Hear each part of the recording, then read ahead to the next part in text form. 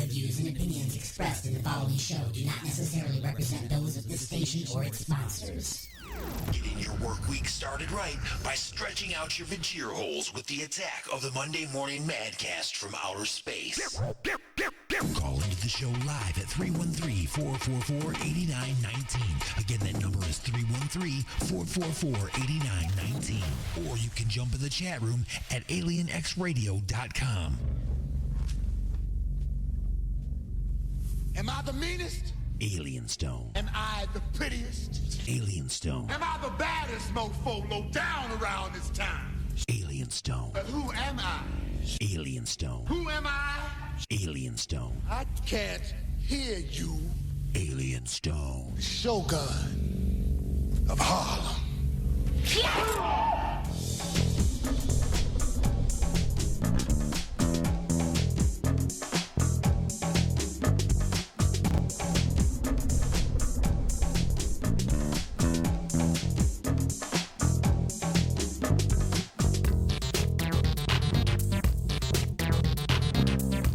All right, good morning, everybody, and welcome to the attack of the Monday Morning Madcast from outer space. I'm your host, Alien Stone. Thank you very much for tuning in.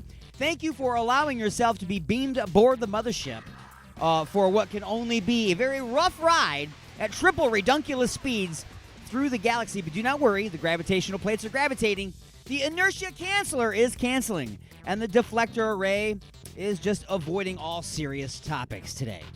So, what is coming up on the show? I do have a list of things I can talk about. That's more than I had yesterday. So, anyway, let me just give you a little rundown. It's a 3-hour show, people. Got you for 3 hours. I'm here to start off your work week. It's Monday. I know you're just coming off of a weekend. You were relaxed, and now there you are in your cubicle, or maybe you're sitting at your machine, or you're behind the wheel of the truck, or whatever it is that you do for a living. You're starting your work week, and there's a big, huge pile of work ahead of you, so here I am to kind of help ease into that. So, anyway, I do have a What the Florida. I just randomly picked a bunch of stuff today, and you know what? It was amazing because it was like somebody almost handed me a bunch of stuff to talk about because I didn't have anything, and then I looked, and boom, I got a bunch of stuff to talk about. So, anyway, we have a What the Florida. We have a Wackadoo of the Week. We're going to do a classic episode of Just a Few Questions. We are going to be talking about Bridget the Midget. We're going to be talking about Mr. Fister. We're going to be talking about mountain lions and cougars and taco bookmarks and pigeon poop and you know, people who swallow engagement rings and messing up books for challenges. All kinds of crazy things that are annoying people and making people laugh. That is all going to be in your face here from outer space on the attack of the Monday Morning Madcast from outer space. But before we get into all of that, let's start things the way we always do. Broadcasting directly into your brain. Let's take a look at this day in history.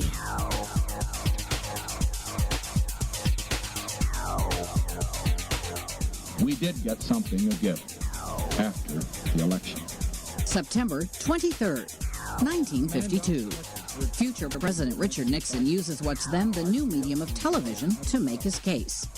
Nixon, at the time the Republican candidate for vice president, denies charges that he used a secret campaign fund for his personal expenses. Instead, Nixon says the only gift that he had accepted was the family dog, whom his daughters named Checkers. And you know, the kids, like all kids, love the dog. And I just want to say this right now, that regardless of what they say about it, we're going to keep. 63 B.C. Augustus Caesar, ancient Rome's first emperor and the grandnephew of Julius Caesar, is born Gaius Octavius in what's now Italy's capital. 1806. Explorers Meriwether Lewis and William Clark end their expedition to America's uncharted west. They return to St. Louis more than 2 years after setting out for the Pacific Northwest. 1939. Psychologist Sigmund Freud, the father of psychoanalysis, dies in London. He was 83. 1930. Just an old sweet song keeps Georgia on my mind. Ray Charles, the singer and pianist who helped pioneer soul music, is born Ray Charles Robinson in Albany, Georgia. 1949.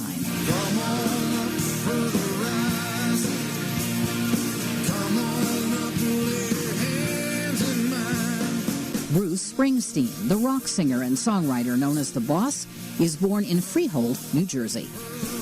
Today in history, September 23rd. Camille Bohannon, The Associated Press.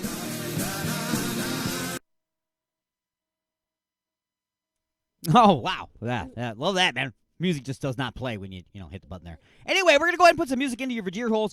But before we do, I do just want to take an opportunity here for a moment. We have some sad news this morning. I did wake up to some sad news, so let's go ahead and pay just a little bit of tribute here before we jump into some music.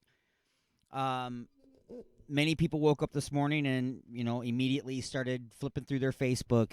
And the first time they saw the article, they were like, well, how many times do we see this stuff and it's fake?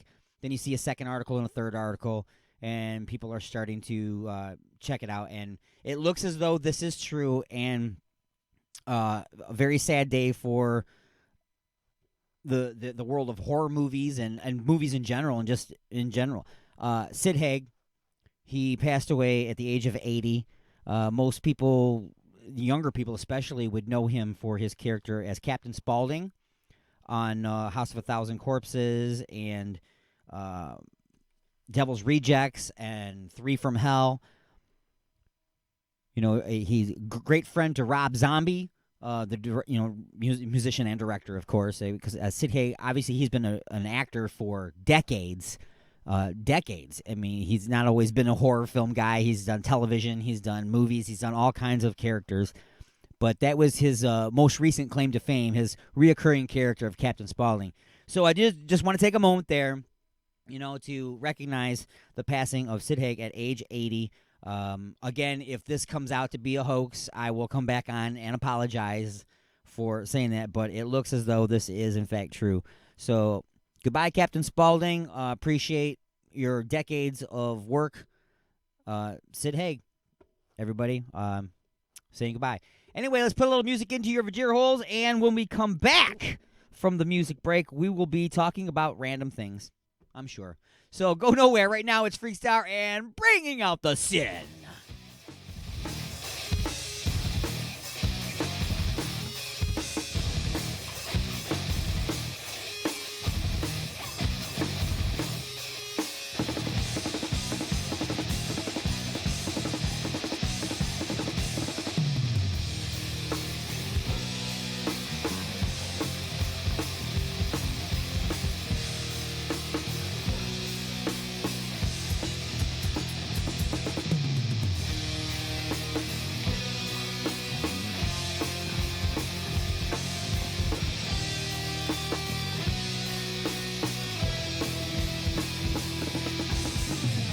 Another night goes into day.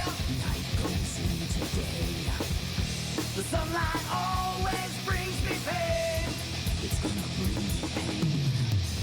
But now I'll rest in a shallow grave. I'll rest in a shallow grave. Until the next time I misbehave. I'm gonna misbehave. It's in my blood, it's in my soul. Can't resist when it takes control. Decided caves beneath my skin. Well, I can feel it, bringing out the sin.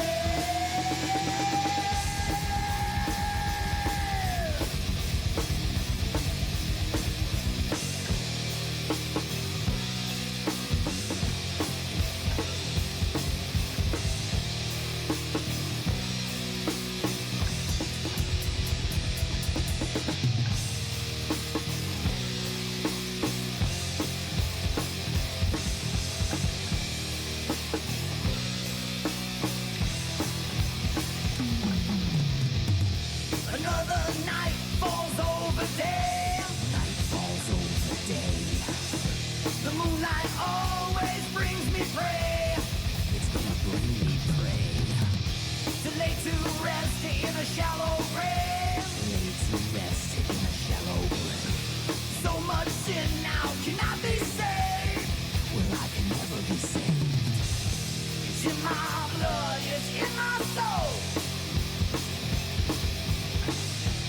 Can't resist when it takes control. Decided tears beneath my skin. Well, I can feel it bringing out the sin. Bring it out. Bring it out. Bring it out. Bring it out.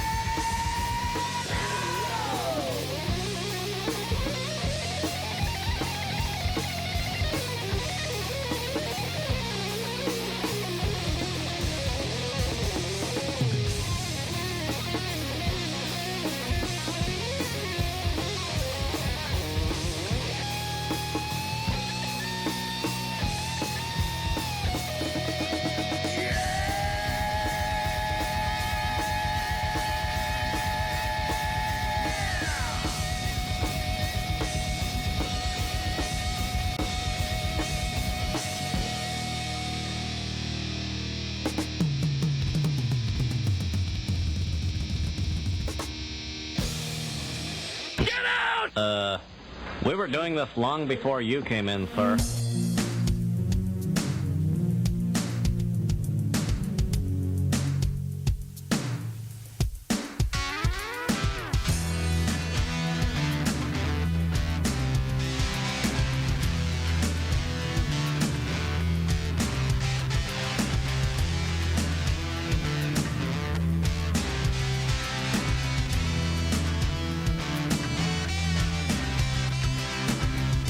In a dream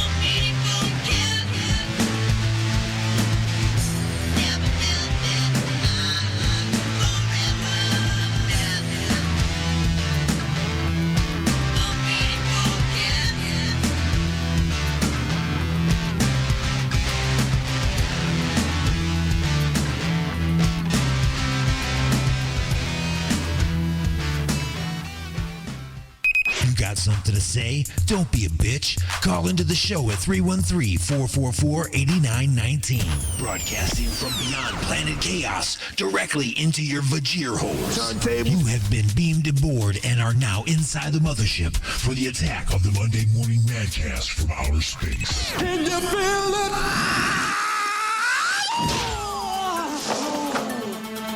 Alrighty, everybody.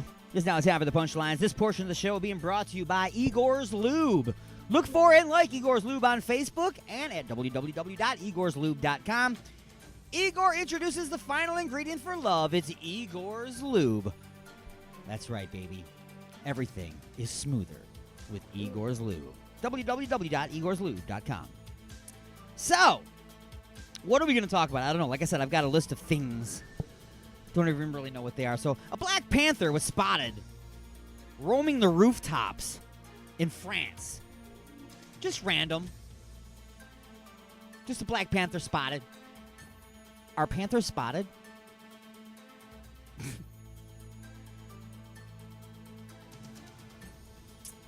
If it's black, then how do you see the spots? Oh, spotted as in seen. Oh, it's been seen. Gotcha. How does a panther just get loose? People, seriously, where does it come from? Do people in France have panthers as pets? Have we not learned yet that panthers are predators? Okay. Doesn't matter how if you get them in their little bitty baby, oh, it's so cute, little kitten. It's going to eventually want to eat you. Why? Because it's in its nature. And if it gets loose and it starts roaming rooftops, it's a bad thing. But then again, it's in France. There's a lot of bad stuff happening in France, so that's the least of their worries. Woman sparks apartment fire by burning love letters.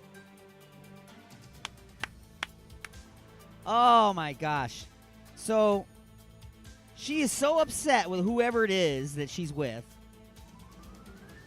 Maybe they broke up. Maybe he dumped her, obviously. You know, she's jilted. She's upset. So she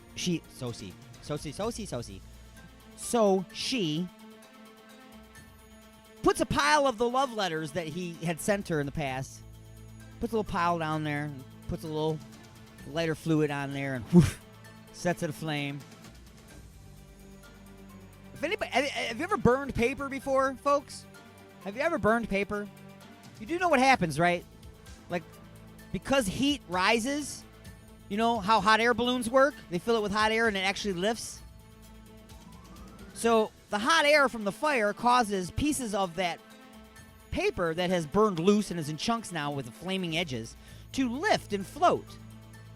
And now you have little flaming chunks of stuff flying around your apartment, landing on things like your curtains and your bedspread and your couch.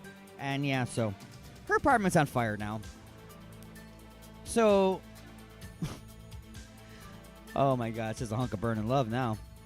Hunk of burning love letters. And remember this, folks. You're in an apartment. You're sharing a common wall with this person. Now your house is burned down because your neighbor's an idiot. Just saying. And finally, the Navy confirms. They have confirmed that those UFO videos that you've been watching as of late, they're real. And they should never have been released. It was an accident. Oops. Sure it was. This is part of the big plan, folks. I don't know if you know this or not, but there's a big giant plan. Remember the whole Area 51 thing? And I don't mean the raid on Area 51. We'll talk about that in a little bit. But there has been a plan put in place by the government, the governments of the world. And you can find it. It's in paperwork. Okay, I'm not going to tell you where to go look for it. Okay, I've read the documents. It doesn't mean that they were real. They could have been fake documents. Of course they can. Just like all the stuff that people go, oh, look, I went to this official website, and it still could be faked. Still, it's just a document. But anyway, it says that there is a very long plan that would scope over decades. And the point of this plan is to slowly release information to get the human population used to the idea of aliens so that everybody don't freak out and just start firing shotguns into the sky when they show up. So, according to what I have seen, which is, of course, just paperwork, could be fake, could be bullcrap, could be real. But it says that they are fully aware of extraterrestrials, fully aware of them, know they exist, know that they've been here, they're coming here, and they've made contact with them. But the human population, according to them, they've deemed is not ready to accept. So they put into this very, very long plan, which would release, footage here and there, this guy came out and said that this happened over at this facility, and now we got pictures from this, and slowly but surely everybody's getting used to the idea that aliens exist and that they've been here. So, eventually, there'll be full disclosure. Is that what's happening? Is that what happened with this? It wasn't supposed to be released. So it was released accidentally on purpose. And then it was accidentally confirmed. They come in and confirm and say, yeah, that was our footage, and it's real footage. We don't know what the hell that thing is, and nothing flies like that. So we don't know what it is, but it's definitely there. We have no idea where you got the footage from, though, because it was secured and nobody's supposed to release that. Sure. Stuff doesn't just get released from, secured facilities like that. It gets helped along, okay? This isn't War Games, okay? Somebody isn't dialing in to learn how to play a video game and they're ending up in NORAD and getting information that, people shouldn't have, okay? This is not what's happening. This is being released. Okay, do I sound crazy? Probably. Like I said, this is all hearsay. I don't fully believe any of this. Is it possible? Could be. Just as possible as any of these other stories that anybody comes up with. Anyway. We need more music for the Vajir holes. That's what I'm thinking. We definitely need some more music for the Vajir holes. And yesterday, we managed to broadcast live on Facebook and YouTube, which we are doing again today. Quite smoothly, as a matter of fact. And I'm pretty happy with that. But I have been riddled with emails from both Facebook and YouTube about all the music I played yesterday. Remember we were doing the Guilty Pleasures? All of those were national bands, and I was just in trouble left and right. So if you go and check out any of these videos, there's all kinds of spots where there'll be no audio. They've muted it. I don't know what to tell you. But anyway, so that's why today, just to test things to see if they mute me out again, almost all of the music I'm playing today is 100% written, recorded, and owned by myself and bands that I've been in. So, if they have anything to say now about music, okay, now I've got a problem. Okay, because none of this stuff is a copyright issue. None of it. So, MGO, the Majestic Gargoyle Orchestra. This was a very short-lived band. We did 2 songs and 2 songs only. And it consisted of myself, KP Ross, and Ace Man. That's what we're going to call him. Back then we called him Ace Man. He hates that now, but yeah, he was Ace Man, the bass man. So anyway, Lady was the name of this tune. I did all the programming on the beats and everything, but yeah, we were just starting out, so it'd be very, very nice when judging. This is Lady, and it's the Attack of the Monday Morning Madcast from Outer Space.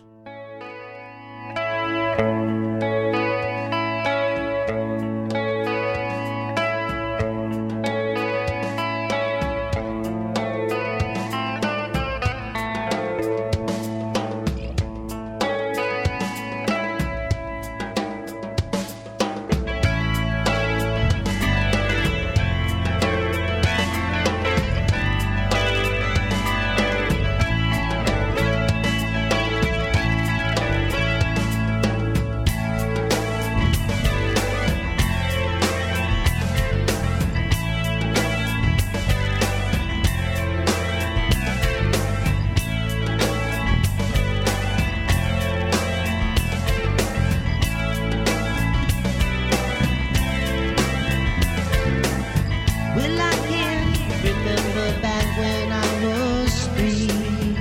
But Daddy got me climbing the neighbor's tree.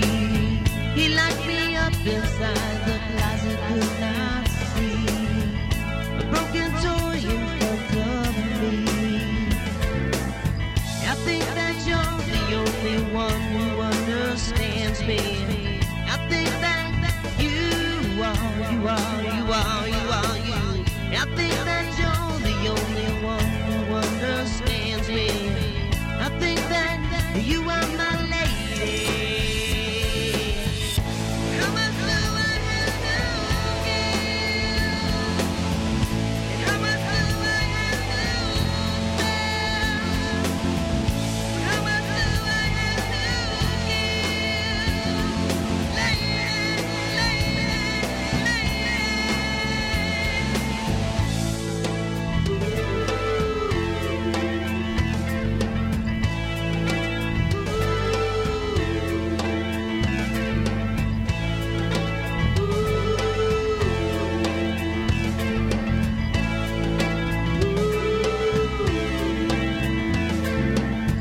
Well, I can remember back when I was 10. I don't want to speak about what I did then. I stayed at home alone and I never had a friend. A troubled child with time to spend. I think that you're the only one who understands me. I think that you are.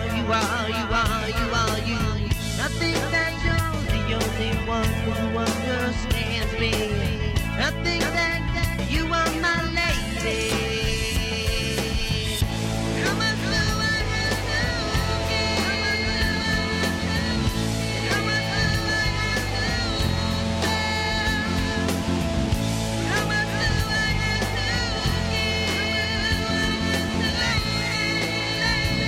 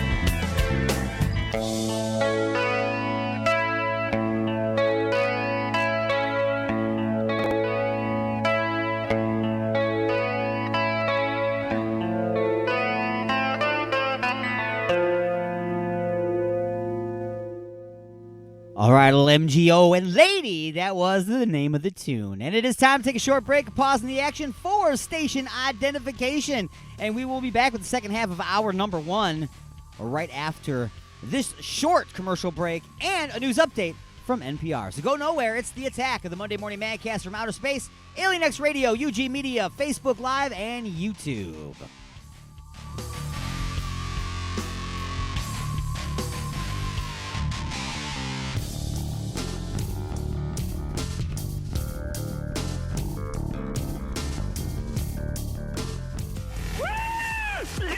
And now your weekly news update from NPR.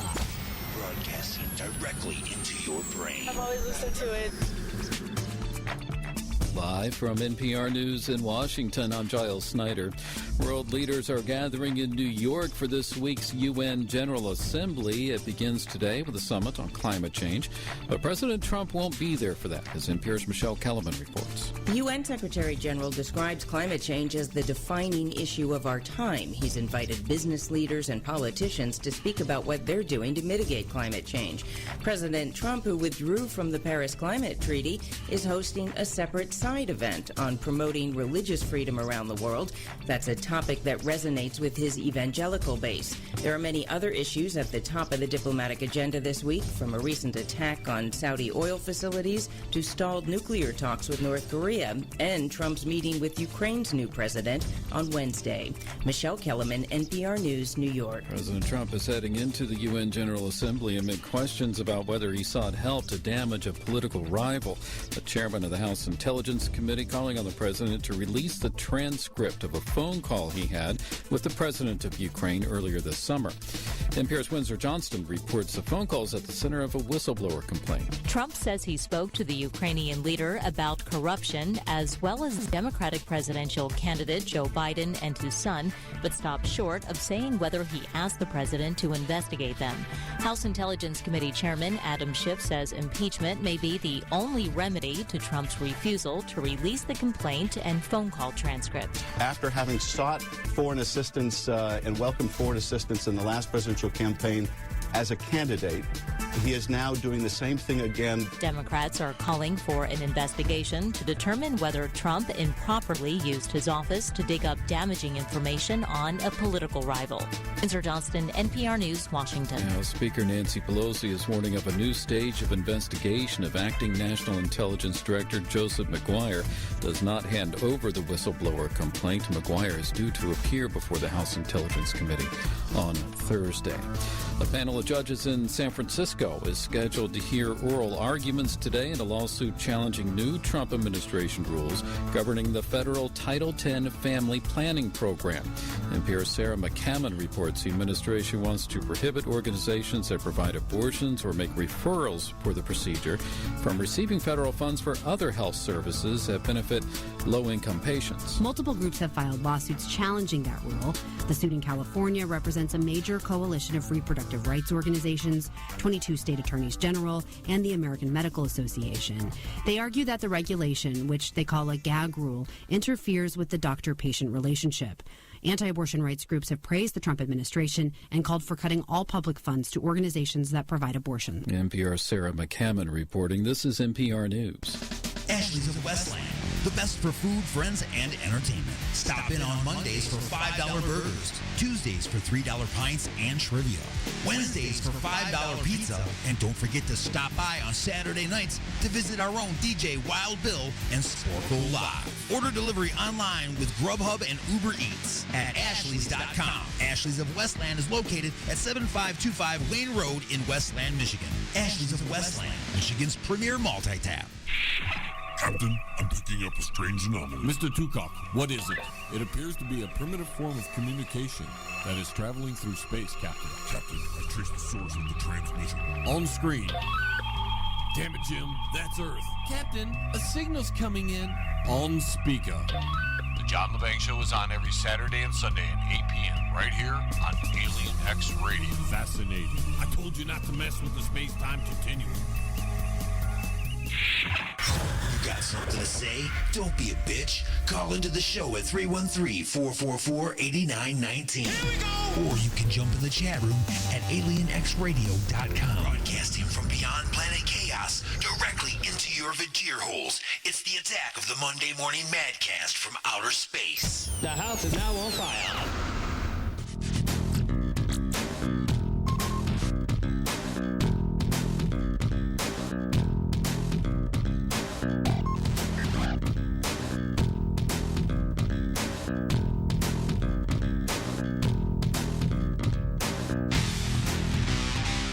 All right, everybody, welcome to the second half of hour number one of the attack of the Monday Morning Madcast from outer space. I'm your host, Alien Stone, and we are screaming through the galaxy, or at least talking very loudly through the galaxy, at triple redunculous speeds.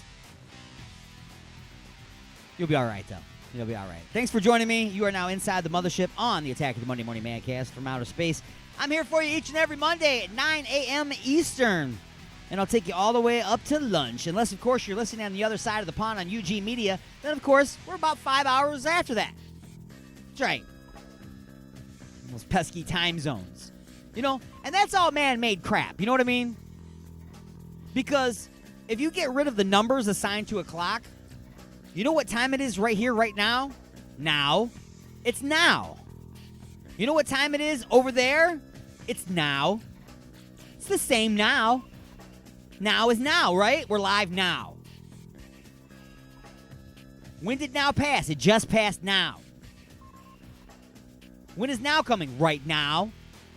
It doesn't matter if the clock says that it's 9:36 a.m. here in Detroit. You know what I mean? Or whatever the clock says in Australia or in China. It doesn't matter because now is now. It's still now. So we're live now. And I'm going to shut up about that. When? Now. So, coming up in the second half of the hour, we already talked about the passing of Sid Haig. That's very sad news this morning. Woke up to that. Let's see what else we got on here. There was a... We're going to have some more music for your Vajir holes coming up here, of course. So I'm going to skip this. We're gonna come back to this. We're going to play some music for you first. As I said, I'm trying to get in good with Facebook, which is hard to do. It's very, very hard to do. Unless you're just like them. And I'm not. So instead of playing music that they consider to be copyrighted by someone else, I'm playing all music today that they cannot claim is copywritten by anyone else. I have the full legal right to play all of this music. So, into your Vajir holes comes a song from a band called Freakstar, of which I was the rhythm guitar player and lead singer. And we wrote this tune quite some time ago and recorded it. It's called Flaunt It. And you're listening to the Attack of the Monday Morning Madcast from Outer Space.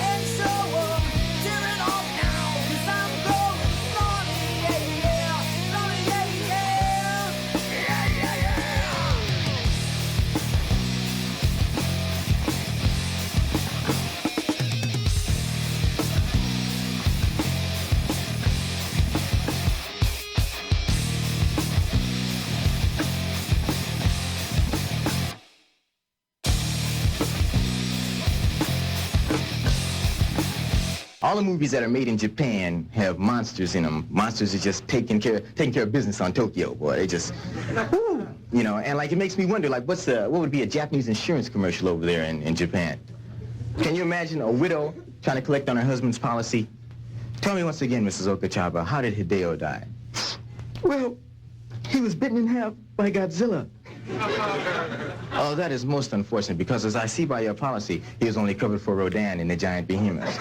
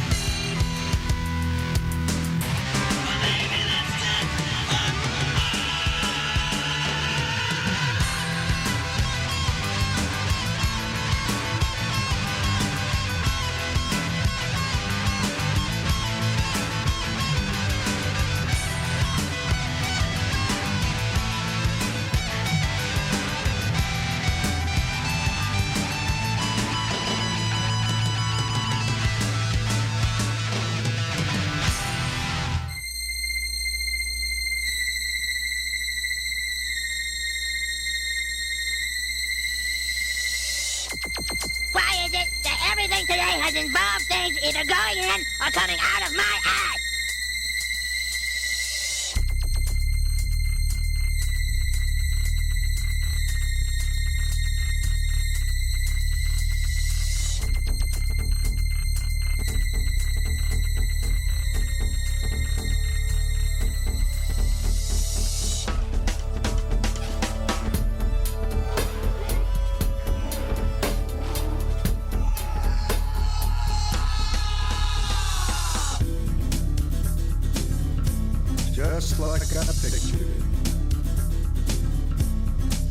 get. You're all out of cash at the moment, but you desperately need to buy a ticket so you can get on home to your sick old mother. Dig your own grave, Slim. Thank you, gentlemen, for your concern. I truly appreciate your efficiency and look forward to our next encounter. I understand you fine. It's just I don't like you. Now that was unpleasant. You have Nicky? Yes. Give me. Whoa, slow down there, Speedy. First we talk. Tell me about the attacks of the mind. Is it true? Haha, this is what you pay me for. But if I told you, you would not believe. It is the devil himself. He is there, and still they send my men to their death, to die. They are the murderers. They send them and they know. How would I get down there? How would I get down into the mine? The keys for the gate. But they're in headquarters, and they would never let you in there. You must touch the chupacabra, but they would kill you first.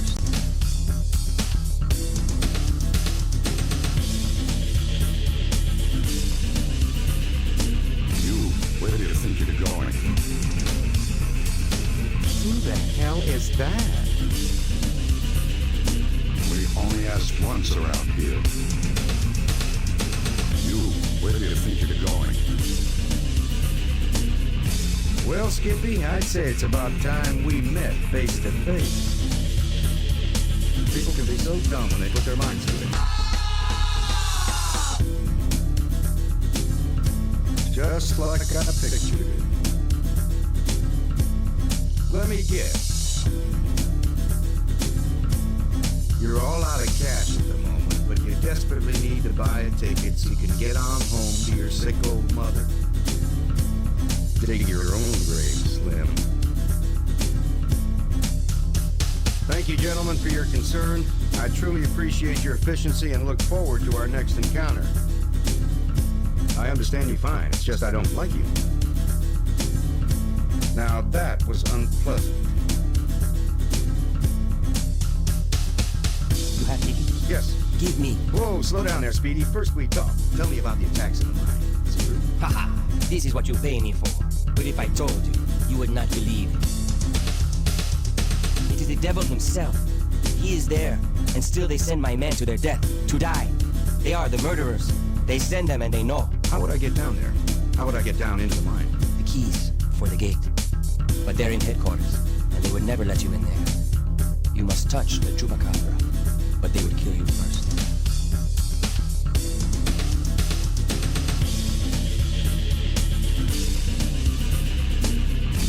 Where do you think you're going? Who the hell is that? We only ask once around here. Where do you think you're going? Well, Skippy, I'd say it's about time we met face to face.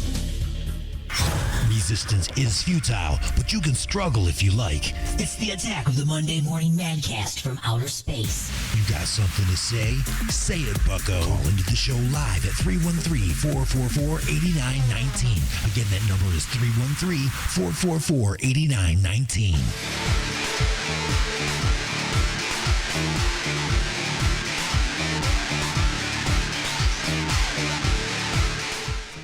All right, folks, welcome back to the attack of the Monday Morning Madcast from outer space. I am your host, Alien Stone, broadcasting live on alienxradio.com, UG Media in the UK, Facebook Live, and YouTube Live. That's right, and we need more subscribers. So head on over to YouTube and look for the Alien X Radio YouTube channel and subscribe, please. You'll be, of course, wow, of course my microphone's messing up. You will, of course, be informed of every time we go live, and you'll see all the new videos, and that will be very important coming up very soon because we will be doing the 36 hours of Alien Xmas, which we do each and every year. This will be the 5th year in a row that we've done it. What is that, you're wondering? Well, it's a 36-hour live broadcast where we'll have live bands performing, we'll have comedians, we'll have guests and phone calls and all types of entertainment and skits, and all the Alien X Radio staff gets involved. People that host shows from all around the world will all be involved. And why do we do it? Why do we go live for 36 straight hours? is to raise money for Forgotten Harvest, which is an organization in the Detroit area that has figured out a way to feed 4 people for every dollar that they collect. And they're doing a great, great job repurposing food, growing food, and moving that food around and getting it to where it needs to go and feeding the hungry people in the Detroit area and the entire lower half of Michigan. I mean, they just do a fantastic job. So it's a Christmas event that we do each and every year. This year it is on the 7th and 8th of December, and we are currently booking bands, guests, you name it. If you want to get involved, then by all means contact me, Alienstone at alienxradio.com. That's Alienstone at alienxradio.com. You can always call into the station at 313-444-8919. If we're not live on the air, you can always leave a voice message, and I'll get those as well. It's going to be an amazing event, people. Now we go, like I said, it's a 36-hour live event. So on the 7th, we'll be going live at 8 a.m., and we'll stay live on the air until 8 p.m. the following day. And yes, we'll be tired. And yes, we'll need your phone calls to help us. Hey, we got a call coming in right now.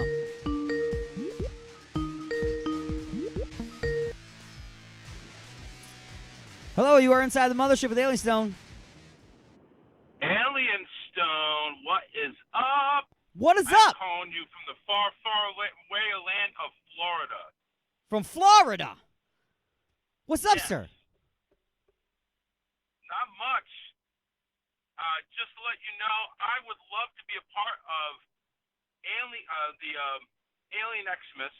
Of course. If you want to go ahead and take me on there, I will go ahead and do whatever I can. Do a half hour, 2 hours. I just won't do overnights. Nothing during dinner time. I gotta eat.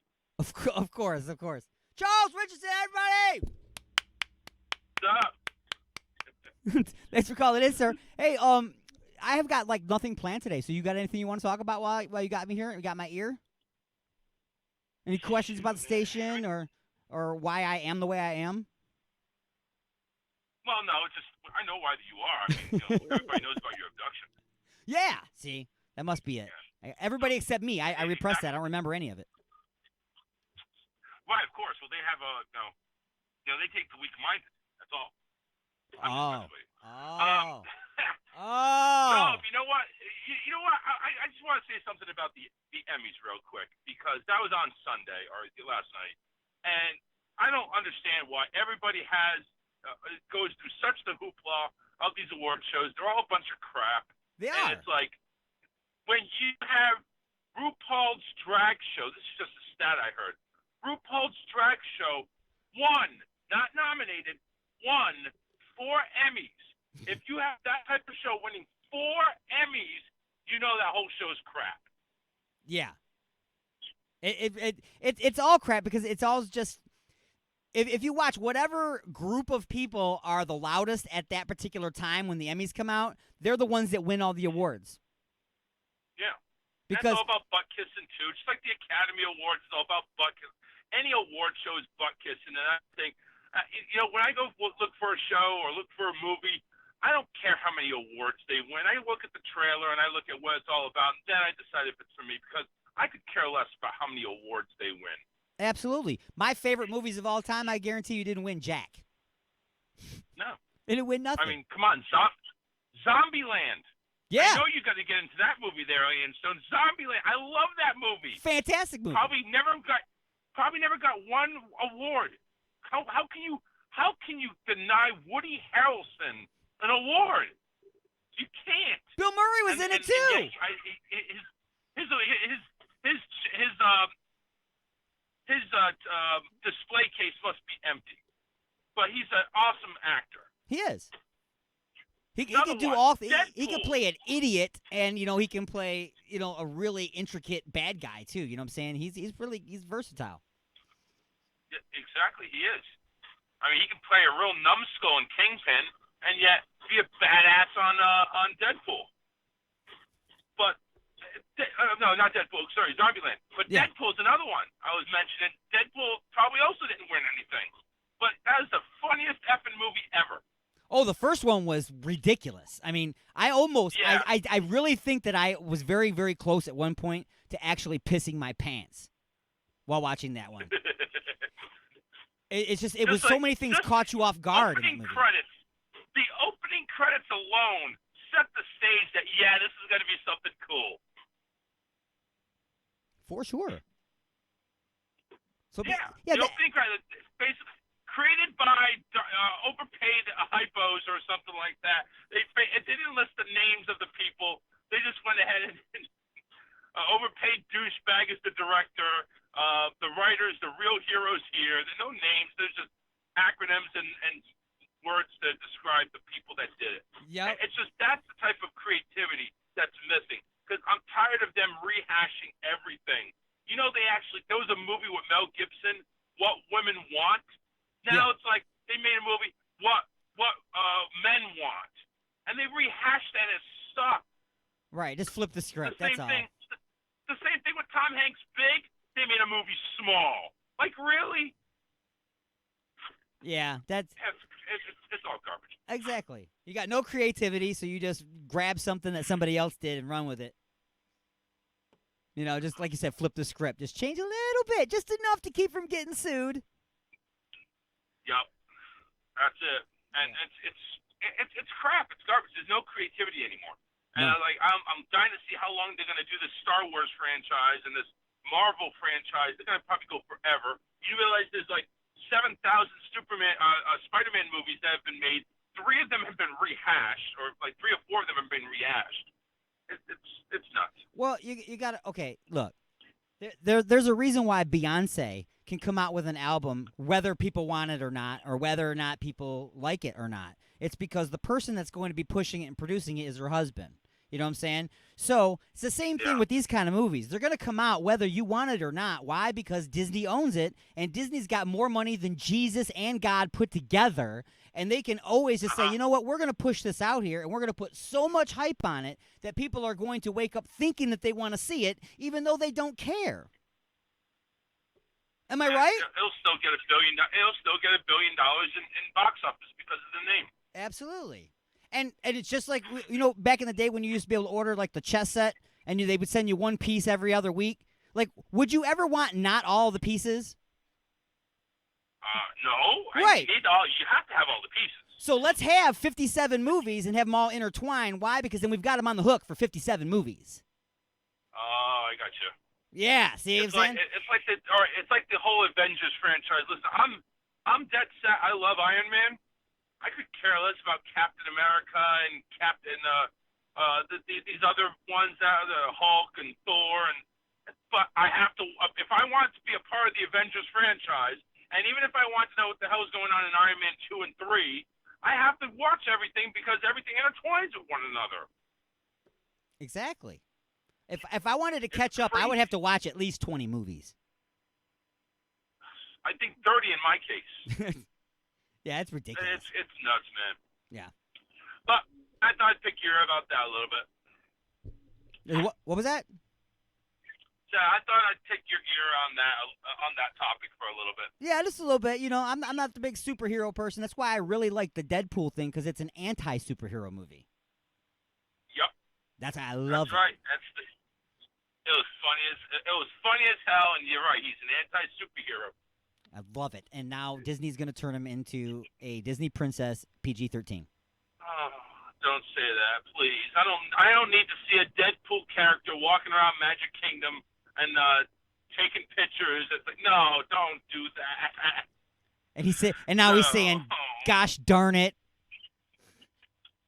No. Yeah, right. It's No. like they're gonna. Oh man, if they censor Deadpool, that's it. I'm done with it. I'll be happy with the first 2 movies, and that's it.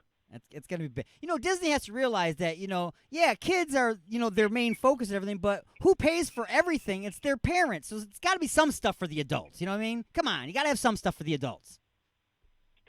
Listen, they took over a franchise where 90% of the movie is action, killing, and violence. Yeah. If they go ahead and take it out and they turn it into something of like an Aladdin movie, it's over. Everybody's going to lose interest. Nobody cares. Now, Star Wars, they took over, and I'll be honest. The last couple of movies were good, you know, but there was still the violence, there was still the fights and everything like that. So if they can keep they can keep Deadpool R-rated, which that is what it's intended to be, Exactly. then I think Disney's making a move. They cannot avoid that, though. They have to go ahead and let some stuff slide. Yeah, they're going to have to let it go. They're going to have to just detach themselves from the whole idea that this is for kids, because it's not. You just can't do that. No, that's right. If you want to have him in one of the other movies as a walk-on character or whatever and clean him up just for that walk-on part or something, then fine, if that's how you want to intertwine him. No. But his standalone movies need do to that, be though. his own thing. You can't do that. You cannot go have Deadpool arrive on another Marvel or Marvel movie and expect Deadpool to be censored. That's not him. No. I mean, like, he walks in and he gets ready to say something and someone puts his hand over his mouth and he's off the screen and done. Like a cameo. That's it. Like, like to make fun of the fact that he's here and no, you can't be here. Get him out. You know what I mean? That's what I mean. Yeah. I don't mean. I got you. Yeah. I wouldn't let him actually be a character in one of these. Like I said, you can't do that because he wouldn't be funny. Yeah. But they can't just go ahead and not make another Deadpool movie or not include Deadpool as the main character in one of these other movies. They have to let him perform. They have to let the character flow. And really, I don't think that they could have. I mean, I really think that the person they chose to play Deadpool is absolutely spot on for his snide remarks and his attitude and his sarcasm is perfect. Yeah, Ryan Reynolds nailed that part, and that's something like I was thinking about too on one of my shows that I did a few months back. We were talking about some movies and stuff like that.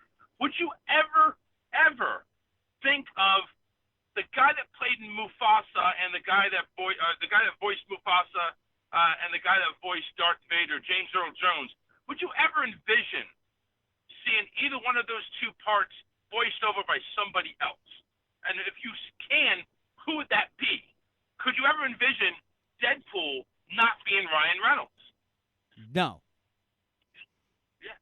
Not now. It's like you see it, and it's like that's who he is. Like I cannot see Robert Downey not being Iron Man. He has to be Iron Man. That's a character that he has made. He's created it in his own image. That is Iron Man. Nobody else could say anything else. I'll give you that. You can't say anybody's Spider-Man because there's been 57 people that played Spider-Man now. So who cares? Well, yes. I mean, to me, honestly, Tobey Maguire, I think, has been the best Spider-Man. I'll tell you why. Because Spider-Man's a nerd. Yes. Okay? He's a nerd. He's a kid. And Tobey played the best nerd kid right there. Adam Garfield, he kind of played cool. I mean, he's a guy that could have been maybe hot with the ladies and the cheerleaders, but that's not Spider-Man. I think Andrew played it a little bit too cool. What it comes down to is anybody out there can put the mask over their face and play Spider-Man. So it comes down to who plays Peter Parker. Right. Okay. Yeah, exactly. And I think Tobey played the best Peter Parker. I agree. Yep. Now who played the best Batman or Bruce Wayne? Now, okay, there's very many facets to that question. Now, as you asked it, who played the best Batman is going to be our first Batman, Keaton. Michael Keaton? Michael Keaton's my favorite Batman. However, who looked like the best Batman, but unfortunately got the crappiest movie, was B. Clooney. I don't like Clooney. I don't like Clooney as Batman at all. All I'm saying is the look. That's it. If you took a picture of him, that's it. Oh, no. Okay, you got to take in factors. All right, let's take looks. Let's take personality. Let's take, Clooney obviously is going to be the better looking guy anyway. But I kind of like Christian Bale, the last one who played the Dark Knight. That's a completely different series of Batman, though. Completely different Yeah, feeling. but that was the Batman that I wanted to see all along. I mean, yeah, Batman was cool in the first three movies and stuff like that, but number one, I saw those movies in that franchise with Keaton and Clooney, and I saw those Batmans in a really fictitious Gotham. when you went ahead and remade The Dark Knight in those last 3 movies, you were in New York Gotham. You weren't in a fictional Gotham that had like 700 true. foot tall roads. That's what I'm saying. That's what I'm saying is that you can't. Those are like 2 completely different types of movie. So it's like I wouldn't even put them in the running against each other. They're completely different. It's a complete reboot. You know what I mean? Like the very first Batman that came out was not all the way into the comic books, but it was still in the mind of that director. I don't like to say his name because I don't really care for that director too much. But it was kind of goofy and cartoony, kind of, yes. But then they steered a little too far into it with Clooney and made that straight off the comic book pages, which was too much kiddie stuff for me, and I didn't like it.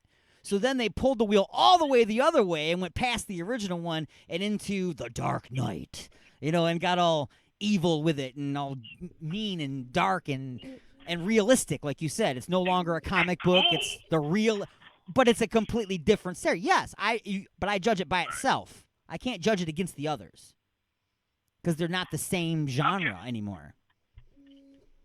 I'll give it to you. I think Keaton was the best overall Batman. Clooney obviously is, he's got the sex appeal, and I think that's the reason why they wanted him to play him anyway. But Clooney wasn't the best Batman. I think it was. No, he was not the best Batman. I just said if you took a picture of the way his jaw squared out in the costume and everything, just as looks, the way he looked in the costume, he looked like the best Batman. And unfortunately, he was not the best actor for Batman. He was definitely not in the best movie with the best script for sure. How about the Joker? Joker's all over the place. Again, you've got, the time and true classic one is Nicholson. I loved him as the Joker. But then when you get into, what was it? Ledger was the name, right? Yes. That's, again, another series of Batman. That's getting into another genre of Batman. That's gone into a different area. That's the best way I can describe it. And he was fantastic, too. Don't get me wrong. He was outstanding. I believed he was Psycho. Isn't this guy Jared Leto or something like that? Isn't he taking over as Joker? Like, they're making a movie about the Joker? Oh, the Joker's, it's coming out. I believe it's very, very soon. If it's not already out this weekend, or very, very soon it's coming out. But it's a very, oh, really? It's a completely different twist on the Joker. Coming from like a regular guy getting picked on by people, and him coming up as, it's really kind of weird. It's like the making of the Joker, but he doesn't get shot in the face and thrown into a vat of toxic waste or anything like that. That I'm aware of. They kind of had him in Suicide Squad with his girlfriend. I can't remember her name, but you know what I'm talking about. Yeah, Harley Quinn. Yeah. And Jared Leto was playing that, so he apparently he did such a good job playing the Joker. They gave him the role with his own movie, his own cast off. So I'm kind of interested to see that. No. This new movie that I'm thinking of, which is just called Joker, that's not the same guy. Really? I'm trying to remember the actor's name. Do you remember the movie Signs with jeez, oh Pete. Mel Gibson was in the movie. I know of the movie. Well, his brother in that movie is the guy that's playing the new Joker in the Joker movie. I didn't know that. I thought they had Leto play it, but all right, yeah. Unless there's another Joker movie, but this is the one that's M. Night Shyamalan. Yes. That's him? Okay. Yeah, the guy that was in that movie as his brother, he's going to be the Joker in the movie that's just called Joker. All right. Yeah, I'm so anxious to see that. I want to see how he does. I mean, anybody that takes on Joker, you're putting your feet in some big shoes. Right. And, it'll be interesting to see how he does. And it gets to the point where, so many people have been doing this that it's very difficult for you to do it because you don't want to do it the way they did it because there's no point in that. They could just redo it. No, you don't want to copy off him, right? And that's you don't want to copy off it. And I think that's probably why you had. I think, in all honesty, that's why they had the Joker play the cartoony role and with Keaton, and then the Heath Ledger Joker is the dark and sadistic, and then we'll see how this one comes out, if they go in between or if they go on the dark side. Right, it's just, they just keep morphing the characters into different genres and stuff like that, rather than, like we said before, coming up with something new and creative. No, they can't do that. No, that's a risk. Yeah.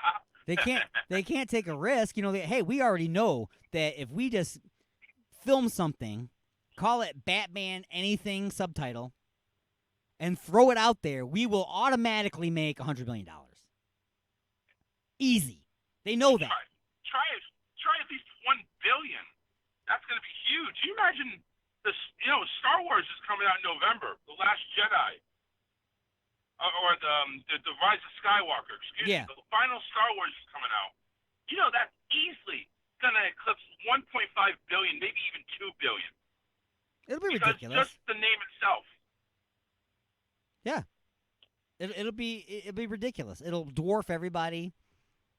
And one of the main reasons is because, like I said, you got Disney, who is its own financing, its own everything. It does its own advertising, everything. You know what I'm saying? It can just push it out there so much that even people that don't care are waking up in the morning going, gee, I got to see this new friggin' movie, man. I got to see this. Everywhere I turn, man, they're talking, this movie must be awesome. And the only people talking about it is Disney. Making all this money, Disney is, but yet they still find a way to raise ticket prices 2-3 times a year. Of course. It's crazy. They will keep doing it until they don't make the money. And that's one of the hardest things to do.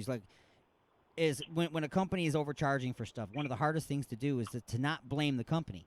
It's hard because I want to blame the company. You're just being wrong charging this much money. But who you should blame? Who should you blame if you have to pay $150 for a seat at a sporting event? Who should you blame for the cost of that ticket? The guy playing the game? The guy that owns the stadium? No. You blame all the other people that are willing to pay $150 to sit in that seat. Because if they weren't willing to pay that, it wouldn't cost that. Right. Yeah, you'd be seeing a lot of empty stadiums and all that stuff. Absolutely. As soon as those seats are empty, the price comes down. Once those seats fill back up again, that's where the price stays. They base it on what. In the sports confine, though, it also depends on the success of the team. Like the team's doing better, more people are going to be attracted to them. They'll jump up the price next year, and so on and so forth. But that's I get what you're saying. It's like the supply and demand. If they're willing to pay it, well, shove it right down their throat. Absolutely. Even if the team is garbage, even if your team is garbage, and hey, this is going to be horrible. Okay, and they set a price, and people pay that price, they're going to keep the price there, even if it doesn't reflect how good the team is. If there's empty seats, then they'll lower it. They don't care. They're not going to lower it to the standards of the team. They're going to lower it to how many people show up and pay for the tickets. It's all money. You're probably discussing the frustration over the Detroit Tigers. Oh, I gave up on them a long time ago. I don't know if we've ever talked about this before or not, but I actually worked for the Detroit Tigers for several years, for 3 years at least. Nice. As the DJ at the stadium. So I played the intro music when the batters came out. When I started, we had Brian Hunter, Bobby Higginson, Damian Easley. Those are the people that we had. And oh my God, they were bad then. But right now, I mean, what are they, 17 or 18 in a row they lost or something like that? I mean, that's just embarrassing. It's not their year. And down here in Tampa, they got the Rays, who are a playoff team, and they draw like 6,000-7,000 to the stadium. It's horrible. For hot dogs. It's horrible down here. And their prices aren't that bad. I've actually looked at outfield seats, and it's like $30 a ticket. It's not that bad. But people don't want to go. I don't know why. I know the stadium isn't that great. I mean, I think that stadium is a pile of crap. But you got a playoff team. You mean to tell me when they go ahead and open up the series that they play off in the division series, and you have a less than a sellout game, that's going to be embarrassing. Well, yeah, I mean, oh my God, you have a stadium itself. Think about it. You have a stadium, and you can't fill half the seats in the stadium. Why don't you just go back to playing stickball out in the street? That's what they're looking to do down here. They're looking to maybe move the team back or go back to Montreal, give them a team again. Let everybody park inside the stadium, and they just play in the parking lot outside. Right. That's it. Whatever. Hey, nice talk. It was good talk. Good luck with everything today, and let me know what I could do for the Xmas shows. Absolutely. We got Paul Farah already involved as well. He's going to be doing some stuff. I know you know Paul Farah. Nice. Oh, of course. Yeah. Him, John LeVang. Yeah, he'll be involved. I know the crew up there. Oh yeah, we're going to be having a good old time. Good old time. All right, so I will definitely let you know. Everybody, Charles Richardson from The Charles Richardson Show. You can hear that right here on this fantastic station as well as Raw Talk Online. Woohoo! Woohoo! All right, you have a good one, sir. You too. Take care. Peace out. All right, we are way overdue for a short break. Pause in the action for station identification, and we'll be back right after this for more of the Attack of the Monday Morning Madcast from Outer Space.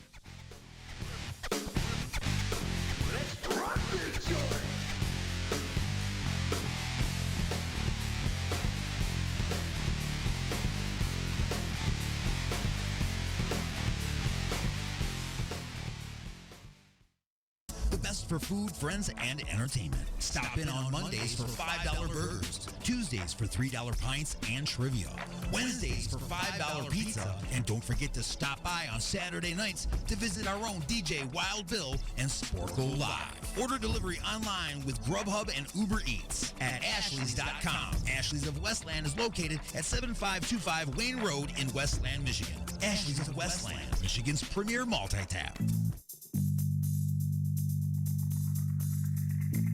Me and my lady want to get busy tonight. What do you recommend? Igor's Lube. I got my fist stuck in a gravy boat. Any ideas on how I can get it out?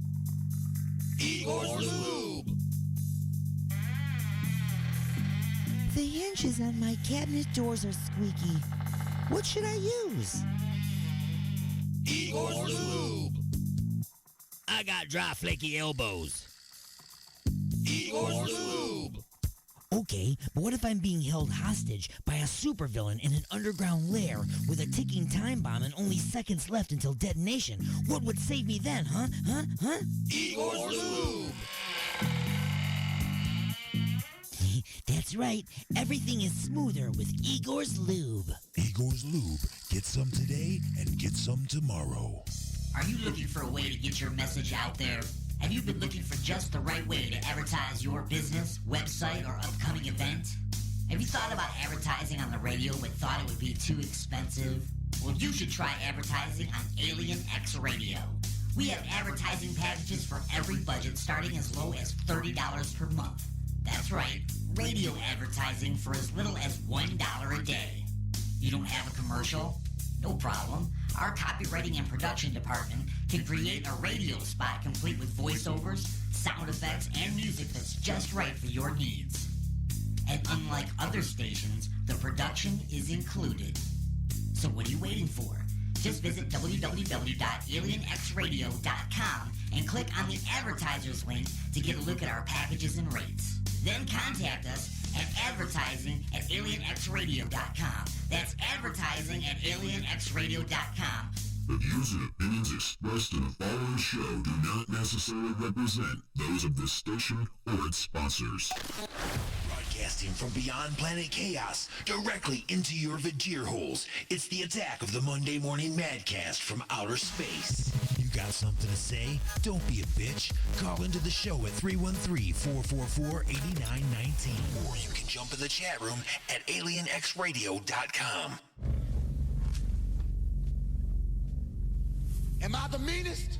Alien Stone. Am I the prettiest? Alien Stone. Am I the baddest mofo low down around this town? Alien Stone. But who am I? Alien Stone. Who am I? Alien Stone. I can't hear you. Alien Stone. Shogun of Harlem. Broadcasting directly into your brain. What the? Florida? All right, I kind of should have done this when I had Charles Richardson on here. He is from Florida. and the Charles Richardson Show, which can be heard here on our station, broadcasting live from Florida each and every Wednesday and Friday at 7 p.m. Eastern Time. But now it is time for What the Florida. Let me get this little thing up here on the bottom of the screen. There we go. All right, so our What the Florida today. I don't even remember. What is it? What is our What the Florida? Oh, that's right. There was a couple that got arrested for disorderly conduct. They were conducting themselves in a disorderly fashion, which is all you need to do to get arrested for disorderly conduct or get a ticket for it.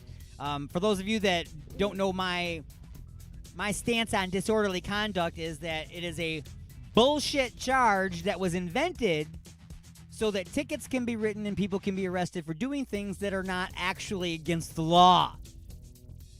So, they were arrested for disorderly conduct, placed in the back of a squad car after being handcuffed. While the officer was outside of the police car, chatting with whomever made the complaint that got them arrested in the first place, the couple in the back decided to wiggle themselves so that their hands came up front somehow. Even you're not supposed to be able to do that in a police car, but they did. And then they were able to completely and totally disrobe and begin having sex in the back of the police car. If this police car is a rockin', do not come a knockin'. That's right. So, needless to say, the officer saw what was going on, screamed at them several times to stop, but they weren't having any of it. So, that has been our What's Florida this week. Of course, now, added to their charge of disorderly conduct was a lewd act in public, and I'm sure it had something to do with happening in a police car. I'm sure that escalated as well. So I hope that they did, in fact, have a good time. Some music for your Vajir holes right now, coming from a band called Serious Jester. This was the very first band I was ever in my entire life. This goes way back to the early 90s. Well, it's hard to say that now, isn't it? Way back to the early 90s. Like 92, something like that. 93, maybe, tops, but probably more like 92. 2.5 Hours is the name of the song. Now, what this song is written about is I was driving in my car, and on the radio they announced that the band Veruca Salt was playing at a local venue that night. I was very into Veruca Salt at the time. I really liked the band. It was after their first album was out. Seether was their #1 hit. And I looked at the clock, and I had exactly 2.5 hours to make it to that show. I was able to get tickets, get a friend of mine, get in the vehicle, get all the way out to the venue, get in there, and see Veruca Salt. All happened within 2.5 hours. So when we got back, we wrote this song about that concert, and it's called 2.5 Hours. And you're listening to the Attack of the Monday Morning Mancast from Outer Space.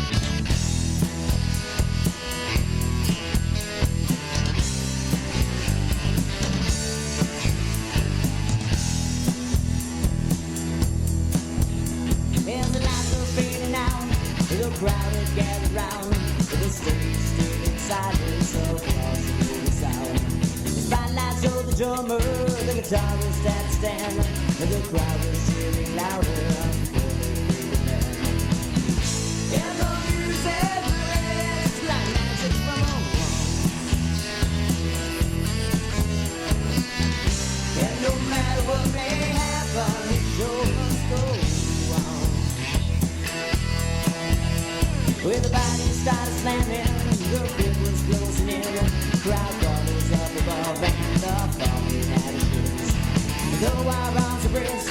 retreat without attack.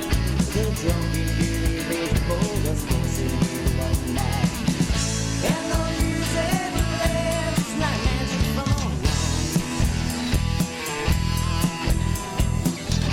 And no matter what may happen, the show must go on.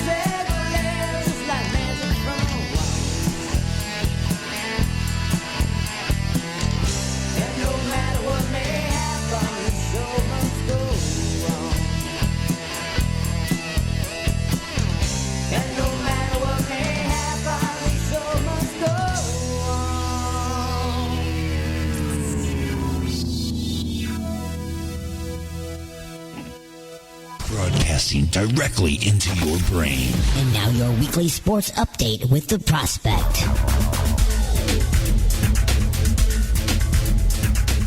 What's up, everyone? I am the Prospect, and this is the weekly sports update on Alien X Radio. Antonio Brown has officially been released by the New England Patriots. You heard that right. After 2 weeks with the team and just one game under his belt since being cut by the Steelers last season, Brown is now without a team again. The Patriots said in a statement that the decision to, quote, move in a different direction was based on ongoing investigations into allegations of sexual abuse made by former trainer Brittany Taylor. Brown did play one game as mentioned as a Patriot, logging 4 catches for 56 yards and a touchdown in the team's rout against the Dolphins, but that was it for him at Gillette Stadium as he was cut soon after. Now, because of the way he was released from the team and the timing in which they did so, Brown is once again an unrestricted free agent, able to sign any team he wants, or that wants him, I should say. He has baggage that no other player would ever dream of wanting and is bound to cause a huge shadow on the team that takes the biggest of chances in signing him. But we should keep in mind that the Patriots did sign him, so anything is possible. Elsewhere in the league, Cam Newton has been ruled out for at least 1 week after he aggravated his foot last Thursday, and Kyle Allen has been named the starter. It's worth noting that in Allen's last start, which was his first, he did end the Panthers' 7-game skid last year, so there's that going for them. We all know that in the world of sports, you score early and often, and you'll most likely win. Kind of the same in life, but I digress.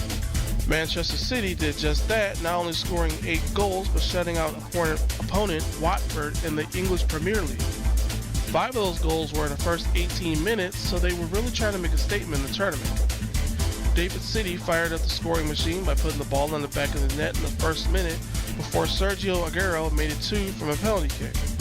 And in a Riyad Mahrez free kick, Nicolas Otamendi tap-in, Kevin De Bruyne's header, and a Bernardo Silva hat-trick, and fans of the club are soon forgetting their crushing defeat last weekend at Norwich City. This win puts them in second place in the standings, just 2 points behind the leader, Liverpool. Well, tune in next week for more sports. For Alien X Radio, I'm the Prospect, saying until next time, Prospect out.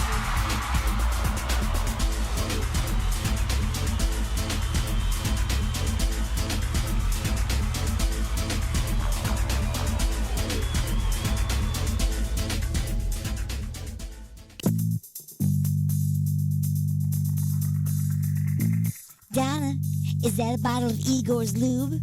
I wish you would just ring up my stuff without all the questions. I heard there are millions of uses for that stuff. I only have one. Have you ever tried playing a naked game of Twister all covered in this stuff? Can't say that I have. This stuff will really help to get you out of a tight spot. Or into one, if you know what I mean. Huh? Are you almost finished? Just waiting for the bag boy.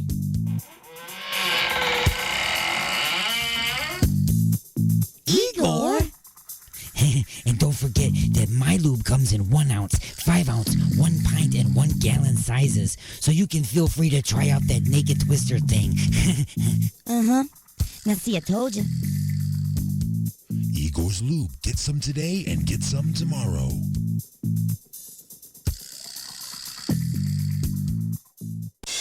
Resistance is futile, but you can struggle if you like.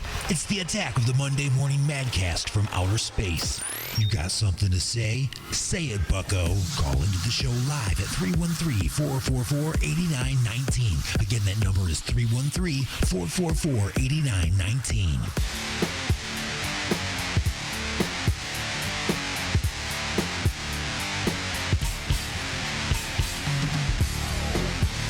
Welcome back to The Attack, everybody. It's The Attack of the Monday Morning Madcast from outer space. I'm your host, Alien Stone.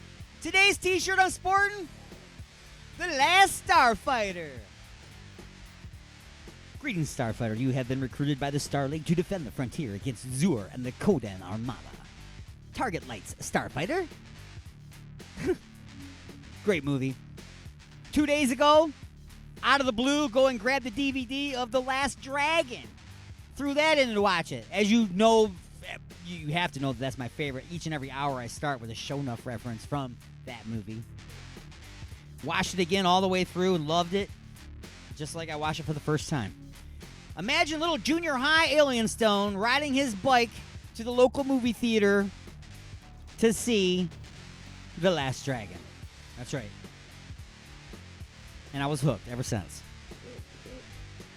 So, here we are in the second half of the broadcast. Thanks to Charles Richardson for calling in and helping me fill some time because God knows I needed help.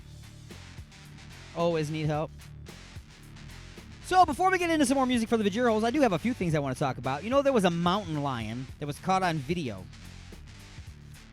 The story, believe it or not, does not say where. Now, you would think that if there was a mountain lion running around, you would tell people where it's at so they would avoid the area. But it turns out that while everybody was all freaked out because of this mountain lion that was caught on a surveillance video, people don't understand perspective. Okay? And what I mean by this is perspective. In the movie Hot Shots, there's a scene where the camera is on a desk and the telephone is right in the corner and it's huge because it's right up on the camera. And then way in the background, you see a guy stand there and then the phone starts to ring. And he starts walking towards the desk to answer the phone. And you think, oh boy, it's going to take him like forever to get here. No, he takes 2 steps and then grabs the phone receiver, which is half the size of his body. Picks it up and talks. Now that's perspective.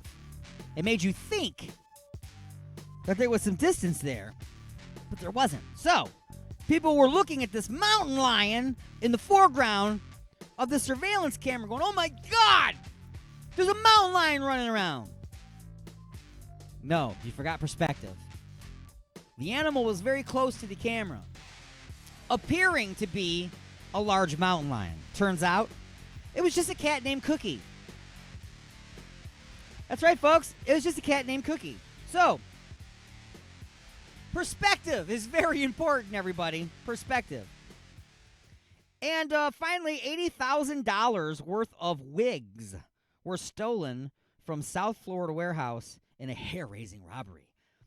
$80,000 worth of wigs. Now, imagine, okay, now if you're stealing these wigs, either A, you work at some kind of a salon or something where you're going to sell this product, and so therefore you are just making all profit because you're not ordering and paying for the merchandise and then upping the price and then selling it.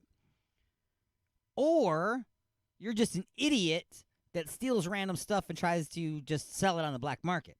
Now, if you happen to have a salon, you could make some good money, I'd imagine, because now you're selling it to people under the ruse that it's legal, and they're going to be paying all this money for it. Now, if you're on the black market, you're an idiot. Now, it's not $80,000. Okay?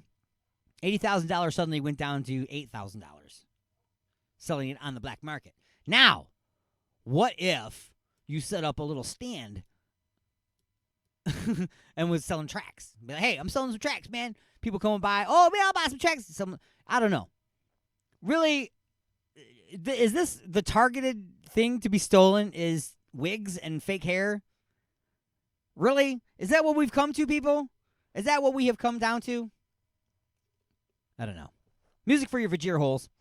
I am going to play a tune called My Life by a band I was in called Freakstar. But before I do that, I'm just going to switch gears just for a second here. I wrote this song a long time ago under my own personal name. Wrote it myself. This was a solo song. And I wrote it for my sister that had passed away. This tune is called Uncaged Angel. And it's on the Attack of the Monday Morning Madcast from Outer Space.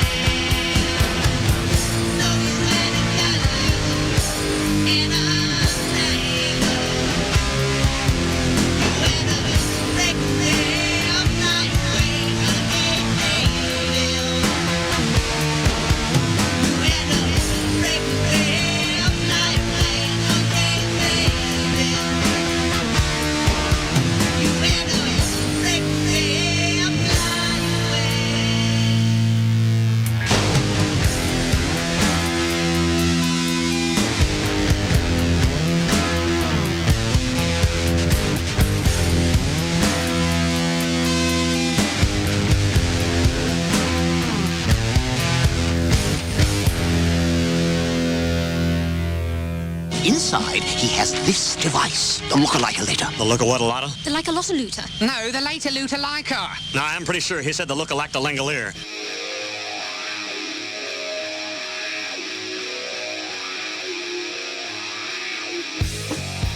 When a woman screams, I just feel the need to be there.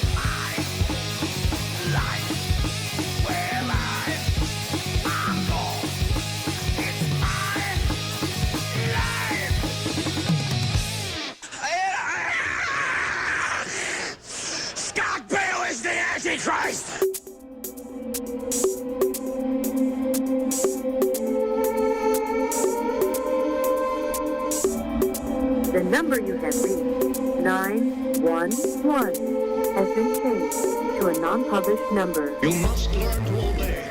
You must learn to obey. You must learn to obey. You must learn to obey. You must learn to obey. You must learn to obey. Shut up and sit down.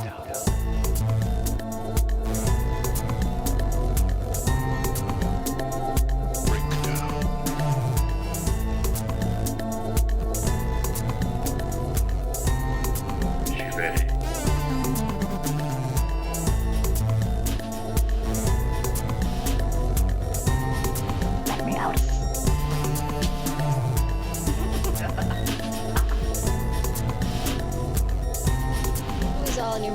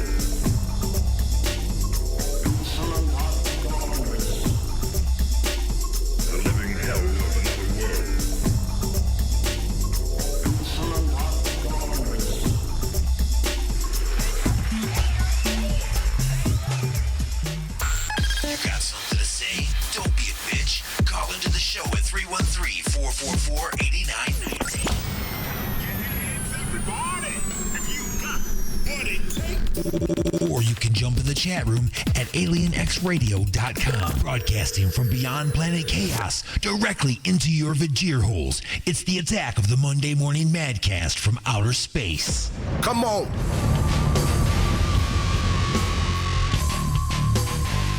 Welcome back to The Attack. It's the Attack of the Monday Morning Madcast from outer space. I am your host, Alien Stone, and I am sporting my last Starfighter t-shirt. That's right.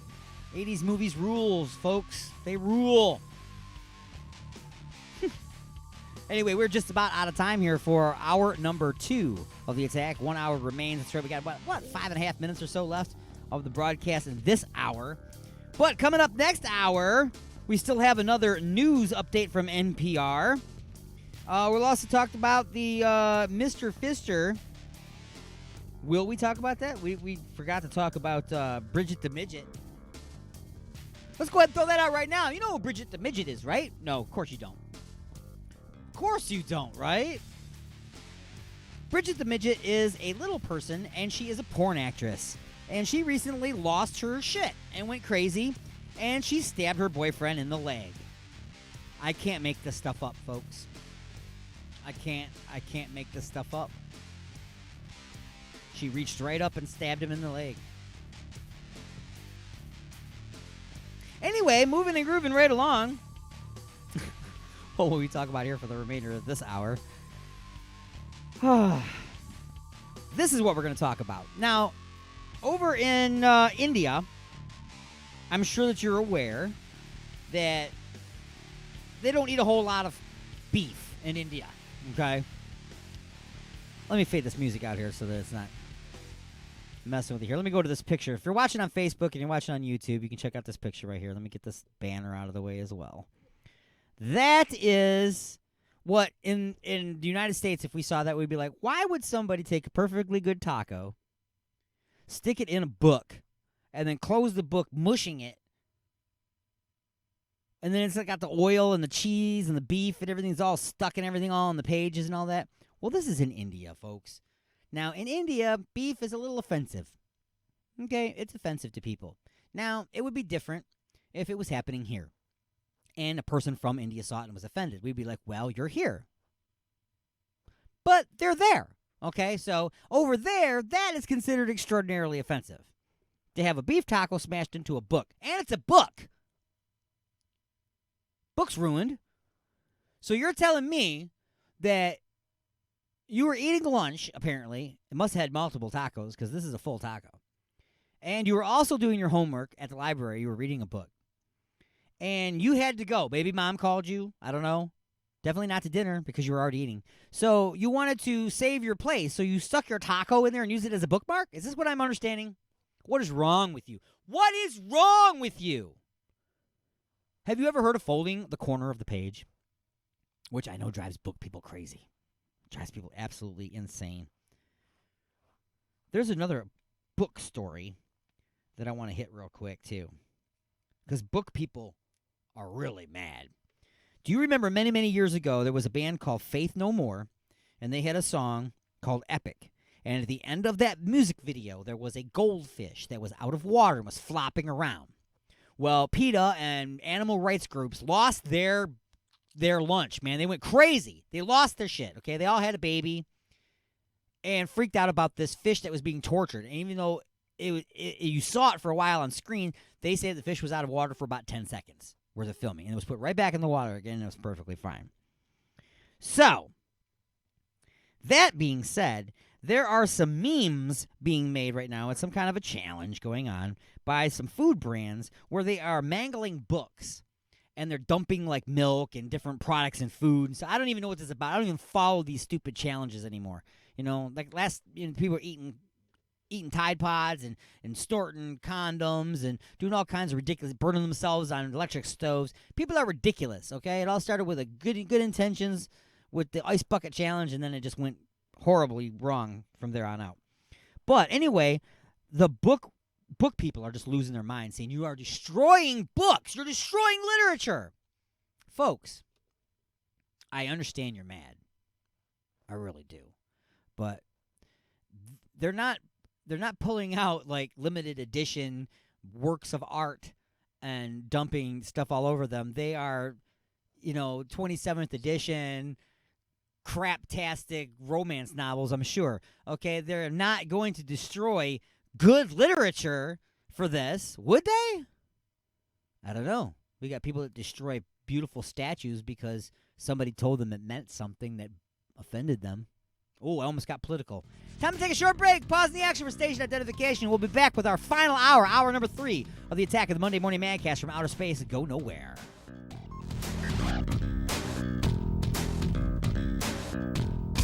Ashley's of Westland, the best for food, friends, and entertainment. Stop in on Mondays for $5 burgers, Tuesdays for $3 pints and trivia, Wednesdays for $5 pizza, and don't forget to stop by on Saturday nights to visit our own DJ Wild Bill and Sporkle Live. Order delivery online with Grubhub and Uber Eats at Ashley's.com. Ashley's of Westland is located at 7525 Wayne Road in Westland, Michigan. Ashley's of Westland, Michigan's premier multi-tap. Oh my God. What have I done? What have I done? Look at the turning wheel. The Alignment, the latest CD from The Creeping Chaos, featuring Dead in the Water. Dead in the water. Beg for mercy and Under the Blade. We live our lives under a blade. Available now at iTunes, CD Baby, and Rock of Ages in Garden City. The views and opinions expressed in the following show do not necessarily represent those of this station or its sponsors. Give me some static! You got something to say? Don't be a bitch. Call into the show at 313-444-8919. You have been beamed aboard and are now inside the mothership For the Attack of the Monday Morning Madcast from Outer Space. When's the last time you had a good time? Broadcasting from beyond planet chaos, directly into your vagir holes. Am I the meanest? Alien Stone. Am I the prettiest? Alien Stone. Am I the baddest mofo low down around this town? Alien Stone. But who am I? Alien Stone. Who am I? Alien Stone. I can't hear you. Alien Stone. Shogun of Harlem.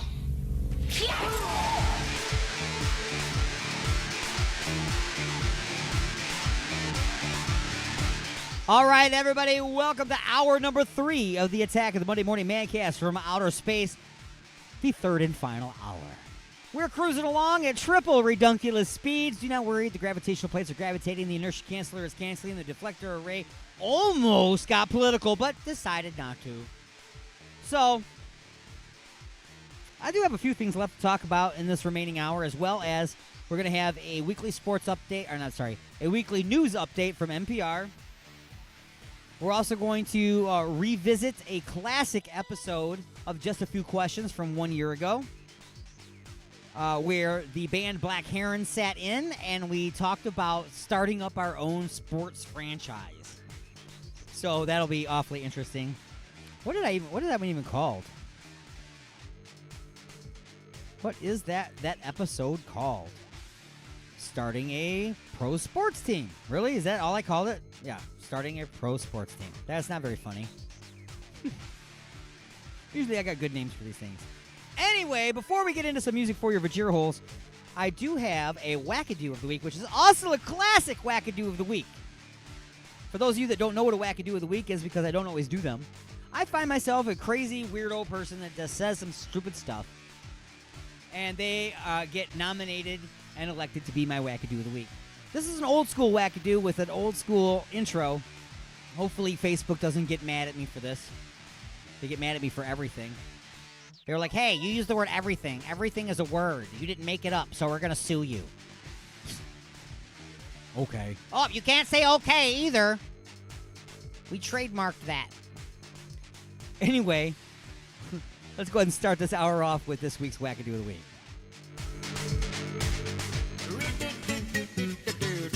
I hear tell you're doing well. Good things have come to you. I wish I had your happiness. You had to do, I can do, I can do, I can do, I can do, I can do. What's your driver's license number? I don't have to give that to you. You're not a police officer. You just hit my vehicle. Ma'am. Give me your driver's You license. pulled right out in front of me. Yeah, and when someone pulls in front of you because there's an emergency, you slow your rear end down and you stop. Okay, these Have are you not. ever had someone have an emergency These are not and pull in cars. front of you? These are not cars. They don't stop on a dime. It doesn't matter. You have to be far enough behind. You know what? I'm going to tell you the whole. You should have picked up my trash, big boy. I picked up your trash. No, you didn't. You want to go see what you left? I left the carpeting and the. You were supposed to pick up everything. No, 4 bags. Yeah. Oh, you are in so much deep Last crap. week I Well, you picked wait up till more your than boss you do. tells you what you He's got to on pick his up. way here, You too, think you get to decide what you pick up and what No, you don't? it's what you ordered. You little twerp. It's what you ordered. You little twerp. I know what I ordered. Okay.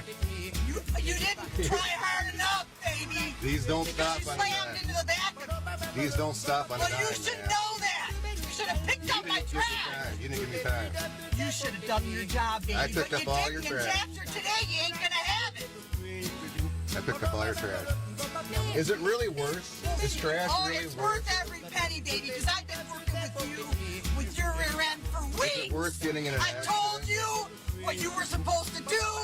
A, B, C, D, E, F, G. Okay. Like a damn child. I hear tell you're doing well. Good things have come to you. I wish I had your good luck charm, and you had to do, I could do, I could do, I could do, I could do, I could do, better for them.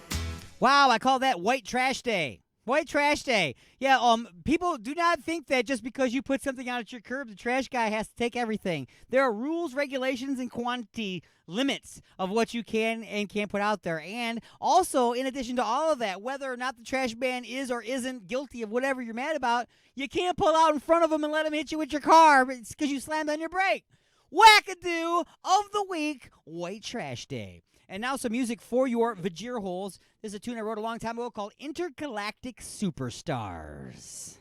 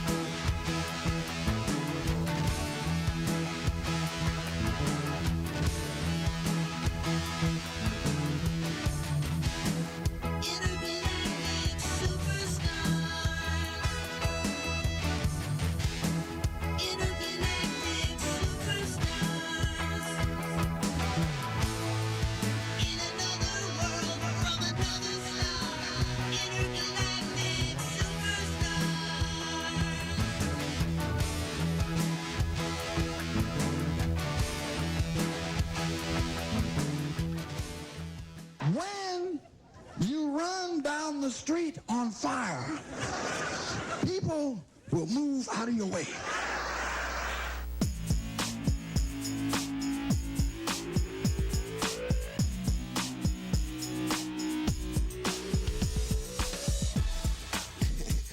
I love NyQuil, man. I love it. I love it. I love it. I love it. It's the best shit ever invented, isn't it, huh? I love the name alone. NyQuil, capital N, small y, big fucking Q. I love that fucking Q, don't you? What a great advertising idea. Put a huge fucking Q on the box. This is Don Bruce at Cameo Parkway Records. You just put the needle on a really unique record album. I love NyQuil, man. Because NyQuil has never changed, man. It's never changed. All the other medicines now are doing that inner child thing. We know there's a small child inside of you, so now we have grape and cherry and orange flavor. Not NyQuil. They still have the original green death fucking flavor. You know why? Because it doesn't matter what it tastes like. It's so strong, you go, hey, this stuff tastes like bang. You're in the coma already. Now that you own a guitar, I want to show you how easy it is to play. Drugs, man. Capital B drugs. I did my share. I did my share and your share and his share. I did a lot. I grew up in the 70s. That's when drugs were drugs, man. We did them all, goddammit. We did every fucking drug there was to be had. We did them all. We did stuff people don't even do anymore. Like ludes. Remember ludes? Ludes, man. Fucking ludes, man. I think ludes explain why we were wearing the giant flare bell-bottom pants and the platform shoes. What do you think? Here is a complete disc jockey show with all the modern pace of today's exciting radio. We did them all, man. We even invented a couple of drugs back in the 70s. Yeah. Get this. Whippets. Some kid took the time and the imagination to get out of a supermarket and figure out if you take a whipped cream can container and you press the nozzle on top just enough before the whipped cream comes out, some gas comes out, you snort the gas, you get high for 5 seconds. Now that you own a guitar, I want to show you how easy it is to play. We didn't have MTV. We had the fucking supermarket. That's what we had. We were down there every day snorting whipped cream and hamburger. We didn't care. Put some on your gums. You gotta get over that bell-bottom hump. There we were in the middle of a sexual revolution wearing clothing that guaranteed we wouldn't get laid. Cocaine? We started that. You're welcome. What a great drug that was. Hey, I'd like to do some cocaine. I'd like to do a drug that makes my penis small, makes my nose bleed, makes my heart explode, and sucks all my money out of the bank. Is that possible, please? I'd like to make this face all night.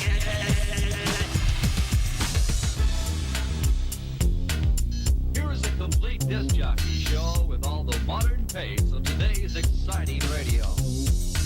We did it all. Cocaine? We started that. You're welcome. We did it all. We did it all. Cocaine? We started that. You're welcome. We did it all. We did it all.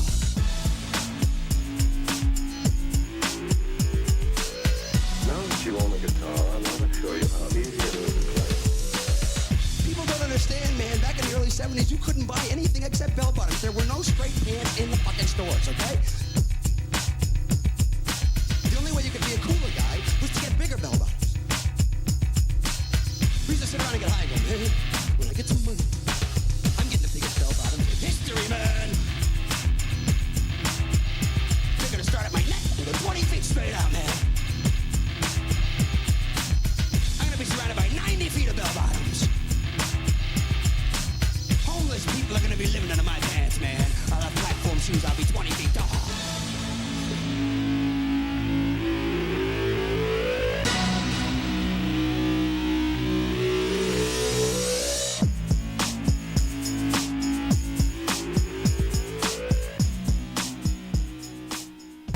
Got something to say? Don't be a bitch. Call into the show at 313-444-8919.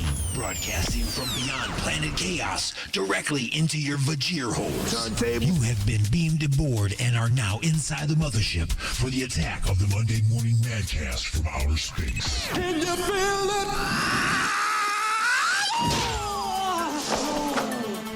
All right, everybody, it's time for the punchlines on the Attack of the Monday Morning Madcast from outer space, broadcasting to you live from the other side of planet chaos into your Vajir holes on alienxradio.com, UG Media, Facebook, and YouTube, as well as affiliates around the world like 24.7 The Stream in Chicago, Illinois, just to name one. Keep it on moving. I said Illinois. That is such a Michigander thing to say. It's Illinois, okay? It's like Fords. It's Ford. It's not Fords, it's Ford. But anyway, I digress. 100 cylinders of bull semen go up in smoke in fire at cattle breeding farm. And there was an explosion. Bull semen everywhere. Somebody had a very bad day.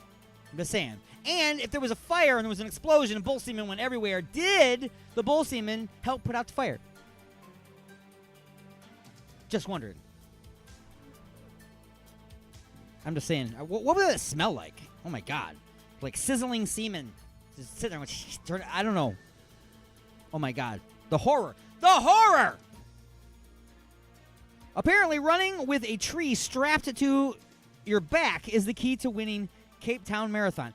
This is just a headline I came across. Really? So somebody won the Cape Town Marathon, and they had a tree, according to this, strapped to their back. Or is this just some new Olympic event? Because there's always some kind of stupid Olympic event. Like, okay, you know, like the one where you're supposed to ride a horse, and then you're supposed to shoot a gun, and ride a bike, or so. I can't remember what it is, you know. You know, next thing you know, we're going to have, like, synchronized underwater pool. Let me say that again. Synchronized underwater billiards. How about that? That sounds a little better. Synchronized underwater billiards. Or maybe we can add sex as a group event, as a team event. You know, everybody could be jumping on the bed and, you know, one guy up on the headboard. Stroke, stroke, stroke. You know, and it'd be a team event. I don't know. Keep adding weird things. Now, this is lovely. I love this. This is absolutely awesome. Pigeon poops on lawmaker griping about pigeon poop on live TV. So there's a lawmaker that's on TV being interviewed live. He's bitching and complaining about how much pigeon poop there is all over his city. What can we do about this? What can we do about the pigeon poop? Because these pigeons are such a problem, pooping all over the place. And while he's saying this, a pigeon poops on him. Clearly, in camera, he is offended. He is upset. And it just goes to prove his point. There's too much pigeon poop. So what are you going to do? What you going to do? I guess lawmakers now are going to go around shooting pigeons? You know, there's an old law in Detroit on the books that's still there. I'm sure that you'll get arrested if you try to collect, though. But if you cut off a rat's head and take it to the city clerk, he's supposed to pay you a nickel for every head you bring him. That's a very, very old law, of course, but I'm sure that if you show up with a bag of rat heads, though, you are not going to get a nickel per head. Instead, you're going to get a long-term stay at the Crowbar Motel in the padded room department wearing a very special fitted jacket. Just saying. Woman swallows engagement ring in her sleep, but she thinks that it was all a dream. So she wakes up and she goes, wow, what a strange dream. I had a dream that I took off my wedding ring, or my engagement ring, and I swallowed it. You know, that's so funny because it's right. Oh, no. Where's my ring? Go to the hospital. X-ray. Yeah. She sleep ate her wedding ring. Some people, I'm telling you what. And that has been the punchlines. As best as I could make them.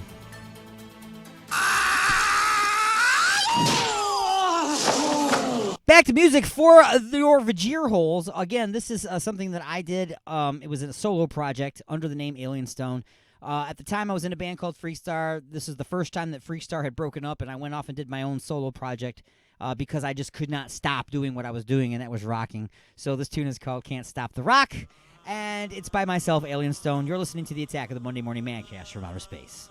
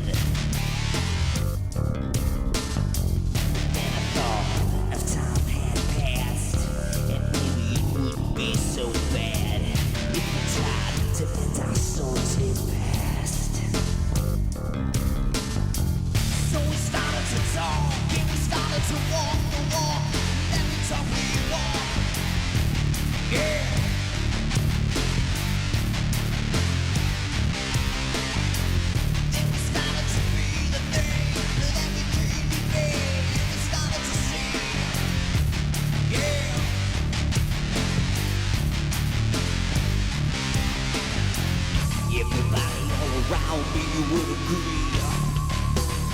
It was a tragedy.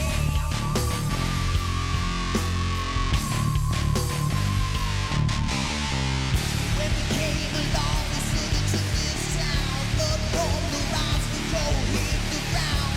I just can't believe all the things we did. I just can't believe all these dreams are dead. But now I know I'm just a hand to rock. But no matter what, I just can't stop. I've got to rock. Just can't stop. I can't stop the rock. I can't stop the rock.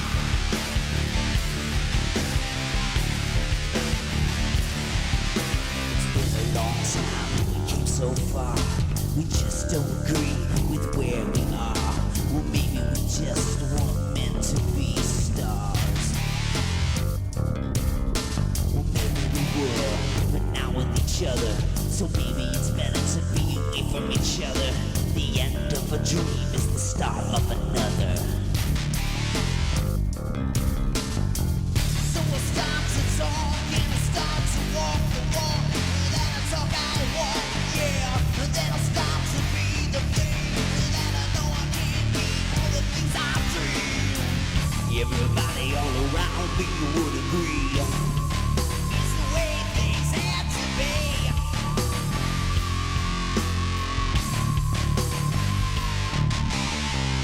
When we came along, we slid into this town. But from the rocks we go hit the ground.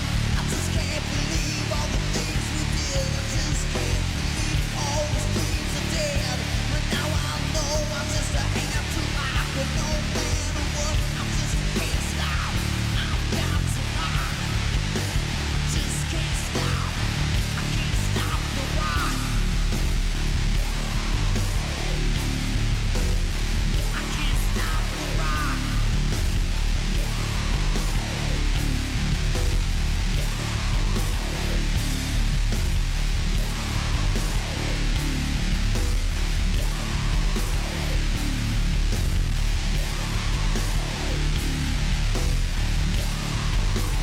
Out of the flames I rise up again with a techno style and a passion for sin. And the tag on my shirt says I'll do it again. Just because another chapter is done, that doesn't mean that I forget where I came from. 'Cause getting there is half of the fun. I'm getting older, I'm starting over. I'm feeling bolder, I just can't stop the rock. I'm feeling hunger, I'm rocking longer. I'm feeling stronger, I just can't stop the rock. I'm getting older, I'm starting over. I'm feeling bolder, I just can't stop the rock. I'm feeling hunger, I'm rocking longer.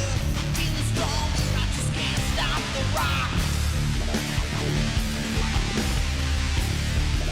I just can't stop the rock. I just can't stop the rock. I just can't stop the rock.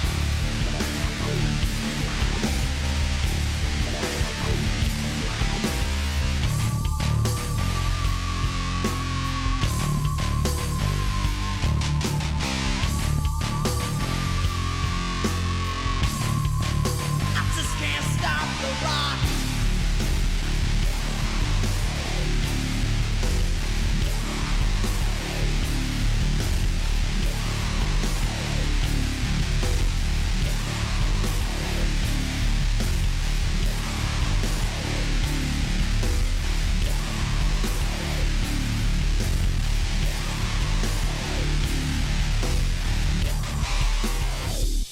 Subject was discovered in barely conscious state at the end of the mind shift. Though bruised and severely dehydrated, subject's physical condition was immediately stabilized. His mental condition, however, demonstrated the effects of extreme shock or trauma manifested in incomprehensible rantings and fits of terror.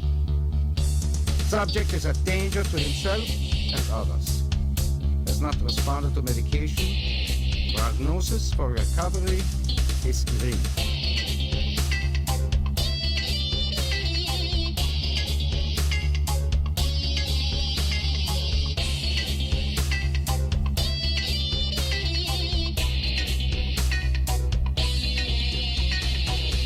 reconsider my offer? I got you a ticket.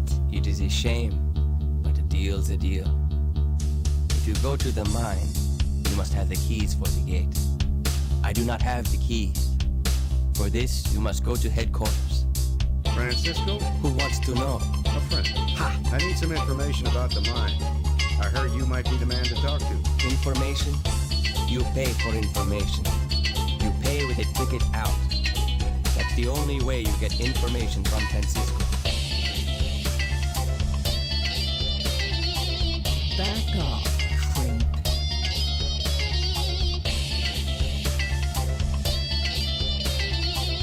Back off, creep.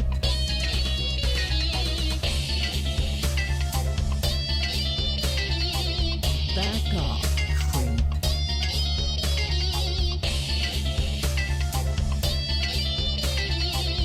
Back off, creep. Subject was discovered in barely conscious state at the end of the mine shift. Though bruised and severely dehydrated, subject's physical condition was immediately stabilized. His mental condition, however, demonstrated the effects of extreme shock or trauma manifested in incomprehensible rantings and fits of terror. Subject is a danger to himself and others. Has not responded to medication. Prognosis for recovery is grim.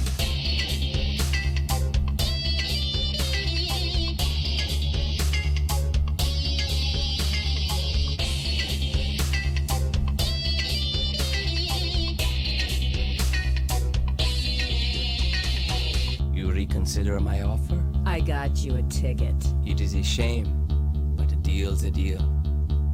If you go to the mine, you must have the keys for the gate. I do not have the keys. For this, you must go to headquarters. Francisco? Who wants to know? A friend. Ha! I need some information about the mine. I heard you might be the man to talk to. Information? You pay for information. You pay with a ticket out. That's the only way you get information from Francisco. Back off, creep.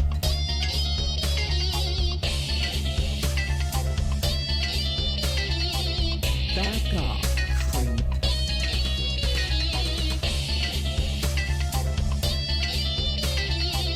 Back off, creep.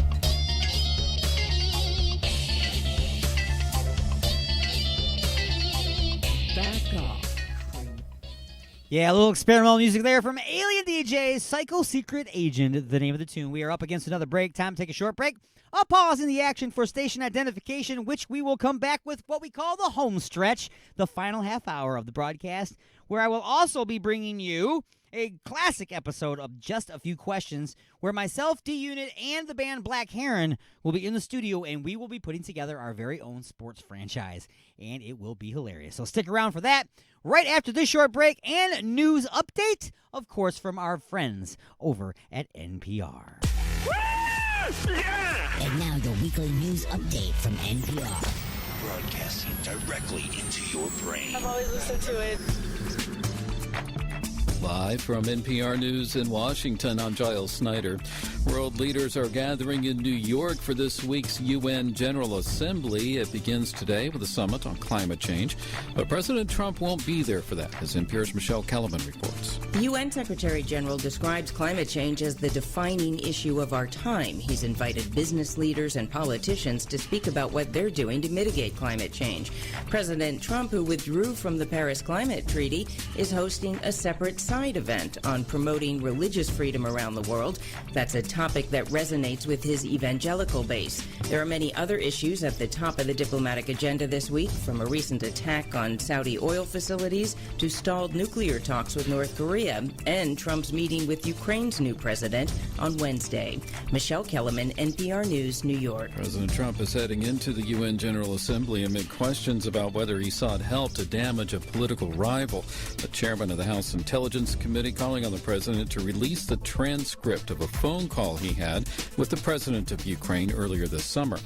NPR's Windsor Johnston reports the phone calls at the center of a whistleblower complaint. Trump says he spoke to the Ukrainian leader about corruption, as well as Democratic presidential candidate Joe Biden and his son, but stopped short of saying whether he asked the president to investigate them. House Intelligence Committee Chairman Adam Schiff says impeachment may be the only remedy to Trump's refusal to release the complaint and phone call transcript. After having sought foreign assistance and welcomed foreign assistance in the last presidential campaign as a candidate, he is now doing the same thing again. Democrats are calling for an investigation to determine whether Trump improperly used his office to dig up damaging information on a political rival. Windsor Johnston, NPR News, Washington. Now, Speaker Nancy Pelosi is warning of a new stage of investigation if acting National Intelligence Director Joseph McGuire does not hand over the whistleblower complaint. McGuire is due to appear before the House Intelligence Committee on Thursday.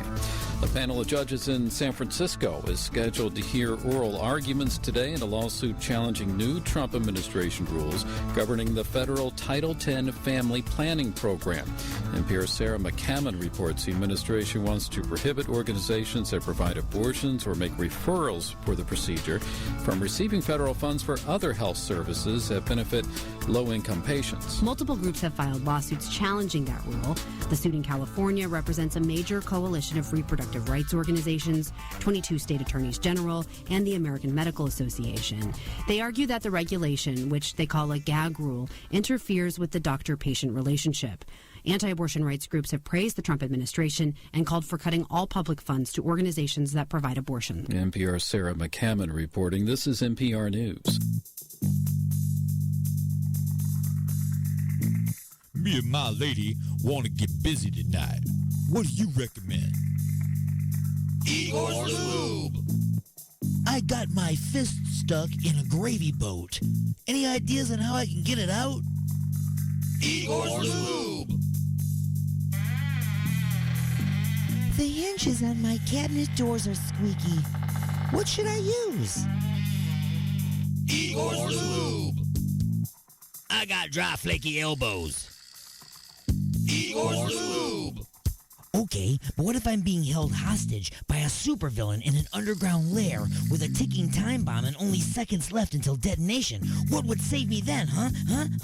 Igor's Lube. That's right. Everything is smoother with Igor's Lube. Igor's Lube. Get some today and get some tomorrow. You got something to say? Don't be a bitch. Call into the show at 313-444-8919. Or you can jump in the chat room at alienxradio.com. Broadcasting from beyond planet chaos directly into your vagir holes. It's the attack of the Monday Morning Madcast from outer space. The house is now on fire.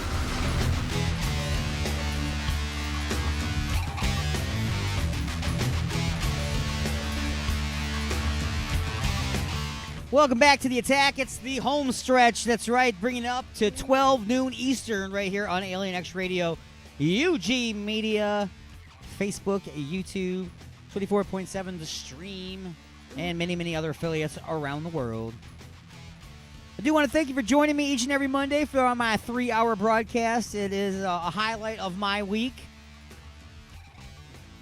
And I'm glad to see all the participation in the chat rooms and on Facebook Live and everything. I'm glad to see everything's working today. I started in a really, really bad mood, and I think that the show has put me in a better place, and I'm certainly hoping that it did the same for you guys. So here we are in the home stretch. In Lancaster, they're about to get 150 new jobs over there because Mr. Fister Dildo Company has decided to open up a factory. So, I guess a product that is designed to screw someone is actually going to help out 150 people and the economy of an entire town. Hopefully they make a great movie about this. Mr. Fister. Love it. Sorry, I just had to bring that up. Music for the Vajir Holes, of course, and we'll bring you a classic episode of Just a Few Questions where the band Black Heron stopped on in. Myself and Dee posed the question,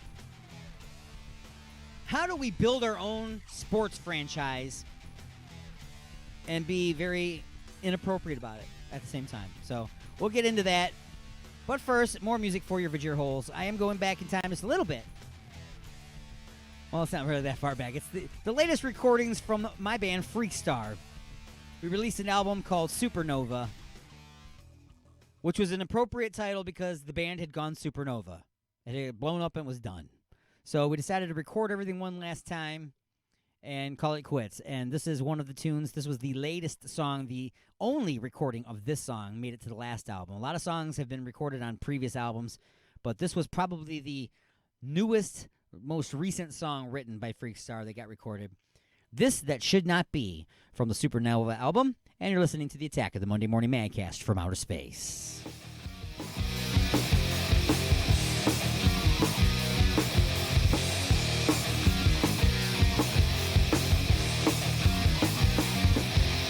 Everything you want, all the things you say, but when we disagree, it's a battle, you and me.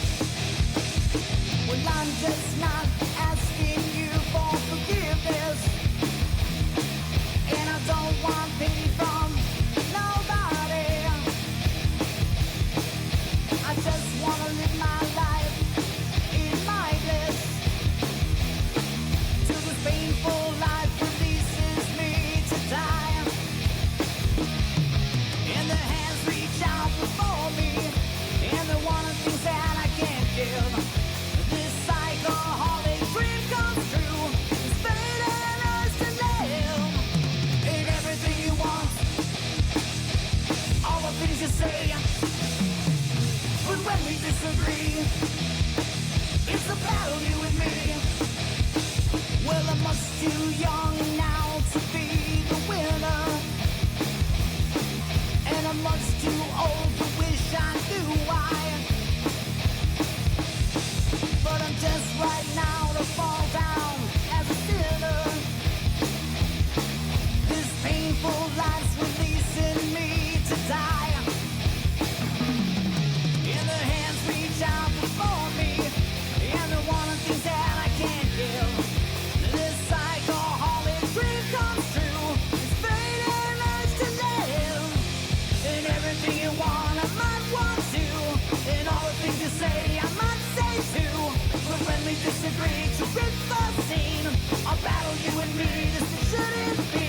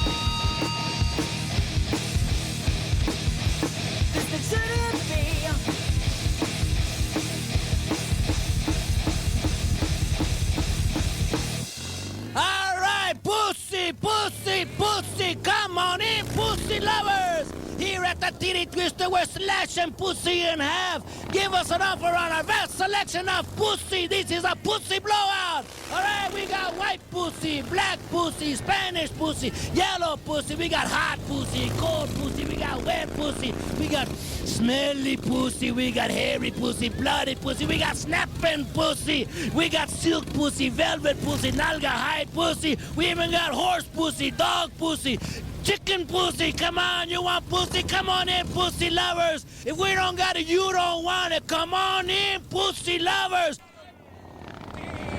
Attention, pussy shoppers. Take advantage of our penny pussy sale. If you buy one piece of pussy at the regular price, you get another piece of pussy of equal or lesser value for only a penny. Try and be pussy for a penny. If you can find cheaper pussy anywhere, fuck it.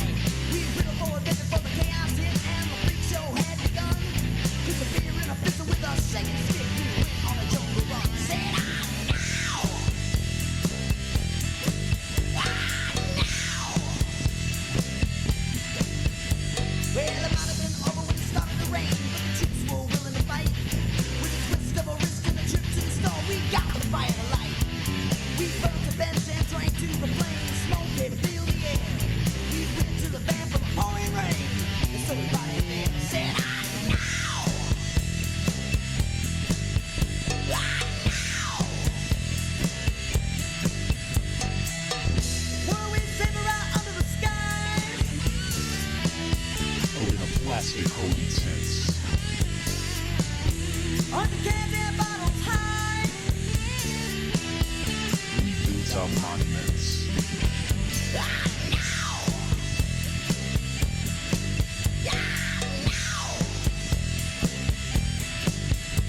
Well, I showed up late at night to lend a helping hand. With bad directions, no straight light, they found the promised land. They took the book they said was closed and opened it to me. And one went cancer with the robot, but forgot the batteries. Said, I'm now.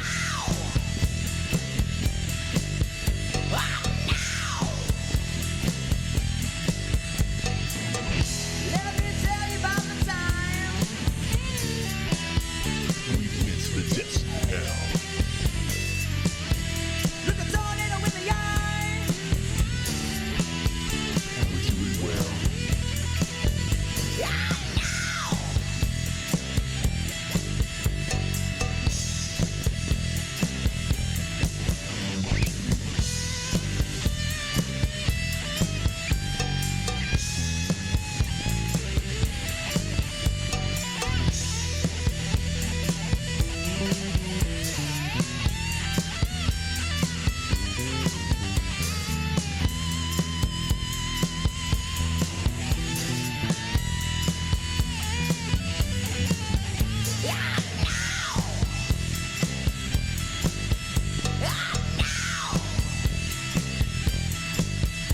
Dead soldiers line out on the field, running souls too close to the pit.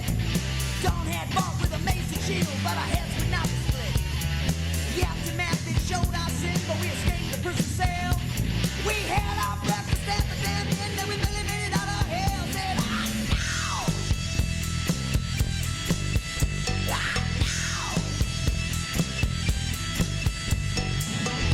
Let me tell you about the time. It's the depths of hell. Look a tornado in the eye. We're doing well.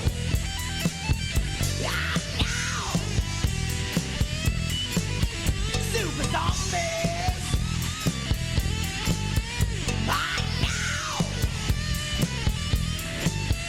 Super zombies.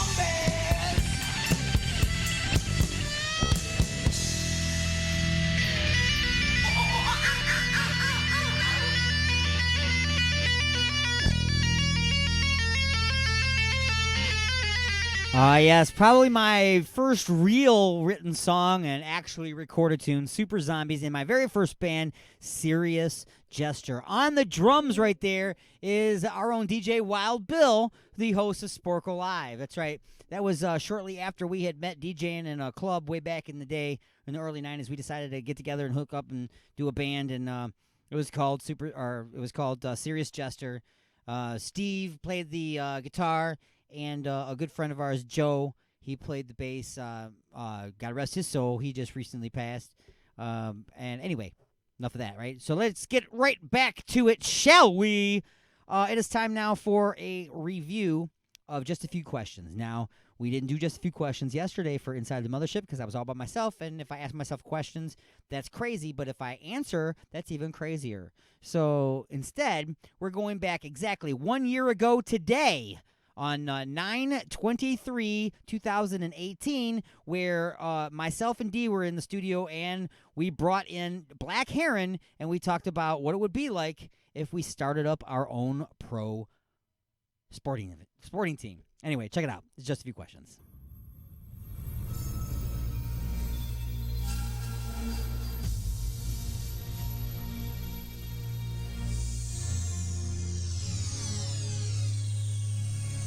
Just a few questions. All right, it is now time for Just a Few Questions. Oh, gee. And it is just a few pages. Literally, it's 3 pages today. I still haven't got any of those sound effects. Remember when I get sound effects from old school? Yeah. Where he's like, and the answer to part B of Appendix A of subsection question D. Well, what have you been doing? You know, I just haven't got that yet. I want to get that. It'll be funny. Bueller. Thank you for Bueller. Thank you. I forgot to say this earlier, but thank you for sending me that copy of that song for me. I very much No appreciate problem. the radio-friendly edit. Radio-friendly edited. Anyone? Bueller. So, I'm going to add a couple things. We're going to probably do this next week. But I'm just going to tell you one of the things that I want to add to this is I'm going to add phone a friend. Oh, hell yeah. Where we can call somebody if you need some help. Nice. Add your own friggin' answer. We're going to add that. And the wild card, which will be a completely random answer that I have selected before we even start. It has nothing to do with it. Oh, I like that idea. And you have to go with that answer. You don't know what it is until you say, all right, we'll go with the wild card answer. And I go, that's your answer. I wish we could just do that right now. All right, let's put it in there. Yes. All right, there it is. I mean, the other one, the what was the second one you said? Make your own answer? Add your own friggin' answer. Well, that's kind of like the other. You make your own. If I have another. I don't have others anymore. Oh, so But that's you can random. choose No matter, that. I can choose to do that. You only do it once per. Oh, once per round too? Once per. Well, per round or per question? Per show. Per show. Per show. So if you use your phone a friend on question number 1, you can't use it again until next week. All right, so here we go. All right, Regis. Hit it. Bring it. Let's go. And that's the way we do it. All right. So you have through doing these just a few questions, you have now done a great many things in life. You started a nudie magazine, porn company, and opened a strip club. Now you want to branch off into other areas. So with the massive fortune that you've built with your dirty money, you decided to buy a professional sports team. Since you live in Detroit, you decided to set up shop there. You look into buying the following teams. What teams would you not want to buy, and the reason? Ooh, oh man. A, the Detroit Tigers, and the reason is because their uniforms are white and the laundry bill must be outrageous. Outrageous. Oh, yeah, I can see what it did there. Outrageous. I can't believe it. Bleach poisoning at that point. All right. B, the Red Wings, because the name is the same as a nasty sexual maneuver. Just call Get it. your wings. They call me the Phoenix. I got my Red Wings for the first time. The Pistons, because it's basketball and you are entirely too Caucasian to follow basketball. Oh, that's me. Oh, we just lost 12 listeners. Wow, we Or had that D- many. Awesome. Or D, the Lions, because the lion can also be referred to as a kitty cat or a pussy, and the heckling will become too much to bear. Oh, yeah, and because it's the Lions. And go. Oh, man. Snagglepuss. I'm going to go with C. Gonna go with C. Yup. So the Pistons are gone. They're gone. See. Peace. Got to go. All right, so you're not going to buy them. Not going to buy the Pistons. All right, not buying the Pistons. Which would probably be a bad... No, I'm not buying the Pistons. I wouldn't buy it because I wouldn't know how to run a basketball team. Not at all, dude. Not at all. I'd be like, I don't know. I mean, I never mind. I go. Dave. Moving on. The Pistons. 'Cause The Pistons, see? I don't even follow that. Wait. I forget that basketball is a thing sometimes. Wait, do they use a So- ball? Yeah, dude. They have a ball. What? I heard they carry it around in a basket. So that plus the reason that you already gave me. Yeah. All right. So yeah. I'm actually gonna go with the Lions because The Lions. they're the Lions, you don't dude. want to be known as a They're gonna get little their asses pussycat, kicked huh? tonight, dude. Gotcha. I don't want to buy that team. Are they playing tonight? They're playing the Patriots. That's like that's This like, is going to be the game that they win, though. And you're not going to watch it. I'm almost ready to bet my entire paycheck on the Patriots. I will it'd be say like this. buying a house that's on fire. I completely agree. Yeah, dude. Until that team starts spending money, It's like buying a house that's on fire. let's So what are go you- to so the what are you draft. gonna do then, Let's Chris? go to the draft. And same with the Tigers right now What you gonna too. do They here? suck. Who are you not going to buy? Not buying the Lions. Not buying the Lions. No Lions way. are gone. Tigers Can't buy and the Bears. Lions, man. All right. No. See? They're already, No, can't oh my. You know save what? them. The Lions make money. Somehow. They make it's called They have car. a It's loyal because fan base. cars. Dude, the Go Heat made watch 'em. money. I can't believe you brought sports into the show, you son of a bitch. That's okay because we're moving on. Yeah. Question number 2. Question number 2. Now that you have selected your team, Oh no. you will need to do some rebranding. Oh, The first thing you need to change is the team name, mascot, and logo. Oh, God. Being a grown-up that thinks that the world has become far too sensitive, you decide to choose a logo that will enrage the largest number of snowflakes. What mascot will you have walking around your stadium and printed on your team's hats? Oh. Will it be A, the Caitlyn Jenners? The logo will be a severed penis. Yes! And the costume will not feature any natural material. It will be 100% man-made. And opening day, the giveaway will be dick guillotines. Oh, man. B, the team will be called the Illegal Aliens. Wow. The logo will be a beat-up 92 Ford pickup Dude, that's with gonna the be my entire top fan. team hiding under landscaping supplies in the bed. Oh, God. The mascot will be Chuck Schumer. Oh. Opening day giveaway will be free shuttle rides to Mexico, one way, of course. On the next slice of life. Awesome.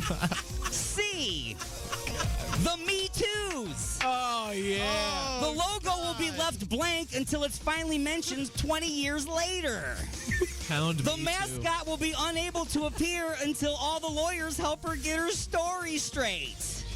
The opening day giveaway will be free baseless accusations for everybody. Holy shit. And you get one, and you get I'm happy we came today, dude. Or D, the millennials.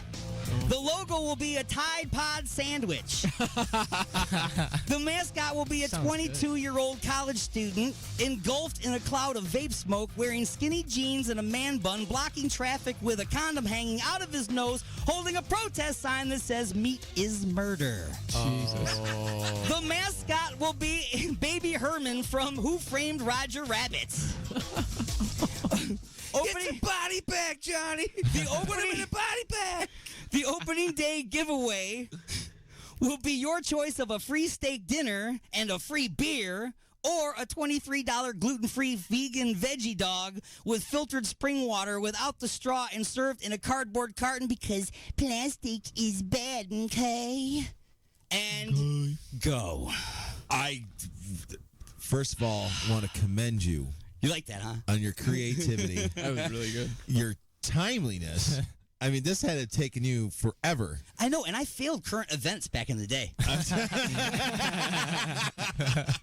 So the whole thing is to piss somebody off, right? To piss off the most people. Oh, yeah. That's the idea. I'm definitely going with D. D, the Definitely going with millennials. D. The Detroit millennials. The Detroit Millennials. But can I change? Can Baby Herman be like holding a shotgun? Sure. Or no, excuse me. No, because they An wouldn't, AR. though. They wouldn't, though. Remember? They're the babies. They wouldn't have the gun. Yeah. You can't have guns. Hiya, Toots. Stinks like yesterday's diapers here. Oh, man. There, bear my trailer. It's amazing. Yes, D. What are you doing, D? Other D. Man, I really want to create my own, but it's not going to offend as many people. So I'll just go with the Me Too people. The Me Too's. So I could say pound Me Too, because hashtags used to be pounds back in the day. Oh, found Me Too. That's Ouch. See what he did? You know what? Good job. I'm not a millennial, I'll tell you that. I'll tell you that. My parents said so. I'll tell you one thing. They beat it out of me. Well, he's got to look at his face like, wow. Ain't that the truth? I definitely don't want any little guillotines floating around anywhere. 'Cause No. That's just bad news. Right.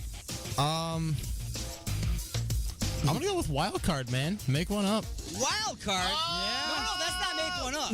What? Add your own answer. I have to add my own answer? You got phone a friend. Okay. Add your own answer, or the wild card, which is a random, unrelated answer that I wrote down before and has nothing to do with it. Yeah, I want the wild card, man. The wild card is blame it on Obama. Awesome.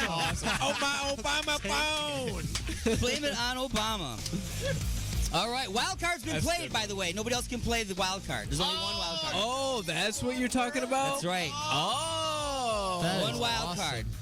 so. Oh, that's so not fair. That's interesting. So not fair. You know why it's not fair? That's Blame like it on Obama. That's like that's like throwing a wild card on a wild card. Yeah. Wow. All right. That's a draw 4 with a draw 4 with a color change on top. Wow, we got like 3 minutes left. Yes. Chris, go. And he's got like 4 more pages. We got to speed it up. I'm going with D. I'm going with your first choice. You're going with D. All right. All right. Question number 3. Question number 3. 2 and 3 in just a few minutes. Now you need a network to carry the games at home and away. It's going to take up 10 minutes to read it. What network, broadcast or otherwise, would you like to partner up with? A, CNN, because no matter if your team wins, loses, or gets washed away by a 3-foot floodwater, they will report the outcome however you want them to. Or B, IFC, because they allow cursing, violence, and nudity to go unedited at all hours of the day, and all of these are most likely to occur at every game. Sounds good to me. C, HBO, because if they can get people to watch Game of Thrones, they can get people to watch anything. Or D, AMC, because they will have an opening in the lineup as soon as The Walking Dead gets canceled after they kill off Rick, who is the only character holding the entire show together in the first place. Carl. And go. Killed your mom. Oh, man. And I do believe due to time constraints, phone I'm going with has been B. pulled off the list. I'm going B. Going B. B. Oh, I just moved all the papers around. See what the you Red did? Wings. No. IFC. That's right, because they allow the nudity, the violence, and the swearing, because that will occur at every game. Yes. All right. Absolutely. B unit. B unit, IFC. That's a good answer. B for boobies. B for boobies. See what he did there? You go with C, HBO. Very clever are you. Very nice. That's a marketing move, see? See, that's self-gratification. The HBO is a marketing move. That's smart. I'm all about making myself happy. Gotcha. Screw all y'all. All right, everybody, so that has been just a few questions. Did it. Chocolate pudding. Does anyone want this last chocolate pudding? I have just one chocolate pudding left. It's only pulled away from the side of the dish about 3 inches all the way around. And there's a huge fault running through the center of the pudding. Actually, it's nothing but a ball of skin at this point. Does anyone want a ball of fault-ridden chocolate pudding skin? I'm only going to throw it away.